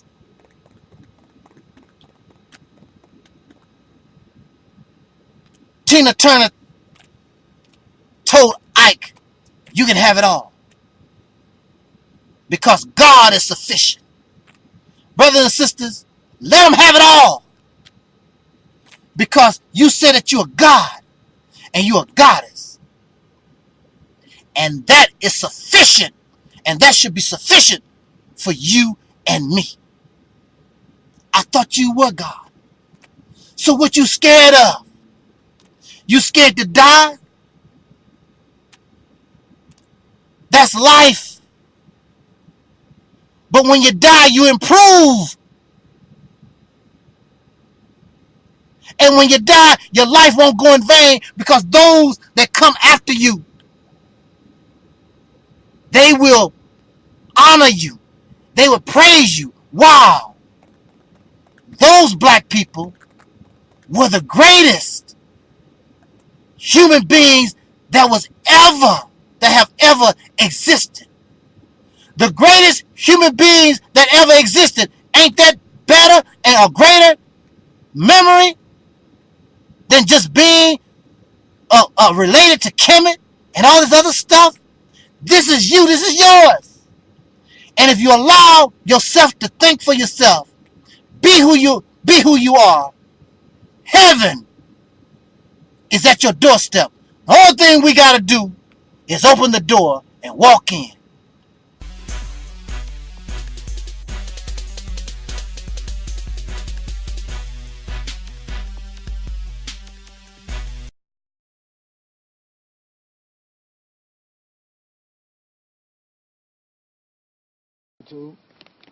I'm Andre Devin 69, student and minister of action for the Realist Temple on Earth, and I'm making this particular video about the Reality Temple and how it changed my views and some of my concepts about life. But first I want to say that I want to thank Angel Snub 7 for being there for me, administering to me over YouTube, and in person over the phone. The brother believed in me to make these videos. He gave me the opportunity. He gave me the free will to make these videos that I make in association with the Reality Temple on Earth. I want to say that if I would have had a brother like this in my life 10, 15 years ago, I probably wouldn't have took the path that I took. But that was my experience. This good brother's a good role model for us. You know, he don't drink. He never smoked. He never used drugs. He's not a habitual criminal or any form of criminal. He know what it's like to be locked down and in prison for something he didn't do. He know what suffering is all about. And that's what drew my attention to him in his videos. Hi, my name is Deborah Kennedy. I live in Texas, and I listened to Taalik's video regarding failure of prayer and God's so-called promises. Things. I was just delighted. I thought it was just very insightful, and I commend you all for putting something out there like that. That we lean too much on what we're told somebody else is looking out for us. And we have philosophies or teachings like that, and we're supposed to be developing that in ourselves. And I appreciate Taalik's his powerful delivery. You don't need to call if you're busy, but I just want to pass that along. I was very impressed. Thank you so much. You take care now. Peace and love. But you, a lot of your video content to me was very informative. You know, the things you talked about had substance, man. And I first really knew about you because of JT Rowley 1, Real Nigga News, and you and him got into a conflict with each other. And when I did my website, you were the only brother, and let me stress that, because when I did that website, blackcommune.net, and I did the video and I asked the black YouTube community, the so-called black YouTube community, to give me your videos, because at the time a lot of brothers were getting flagged and videos taken down. So I said, you know what, you can put your videos on my website so that the message can still be heard for all to hear. You know, something like, you know, a little I made that website for everyone, but you were the only one that gave me permission to use your videos, and I thought that was very honorable of you, and really a testament to how much you cared about the black community. Because all these other brothers that talk about it, you know, and say they love the black community and all this other shit, when it came down to supporting me or helping me out, they were nowhere to be found. And that's really a big sign. If somebody really care about black people, then they will want to help black people. But you were the only one. Yes, Brother Taalik, if I'm pronouncing that correctly, I am Minister John Cooper. I live in South Carolina, Columbia, South Carolina. And I was watching someone had sent me a video, and I was watching it, and I think yours popped up on the sidebar. I never heard of it before. When you get time, give me a call if you can. I did a sermon and finally got a chance to do it at church. I am a minister, but I'm not active in the pulpit. I'm deciding to speak, basically trying to teach and getting our people ready and those that will listen. And this minister allowed me to do a lesson this past Tuesday night. Basically, my wife said, "Man, you were saying the same thing this guy's saying now, John," and it just blew her mind. And I just thought to present to that congregation who we were, and you know, we don't want to be black, and what is happening to America. It is falling, those kinds of things. And they were looking at me with that mouth hung open, and half of them probably couldn't receive it, half did. And I just want to commend you for your work that you're doing, and I'm looking at some of your other videos now. And any way you can help me, you know, if you got a mailing list, I can get on, or email list or anything, I would appreciate that help. And the material you have, that I can continue to teach and get out to our people, because it's a critical time right now. God bless you, and I'll look for your call.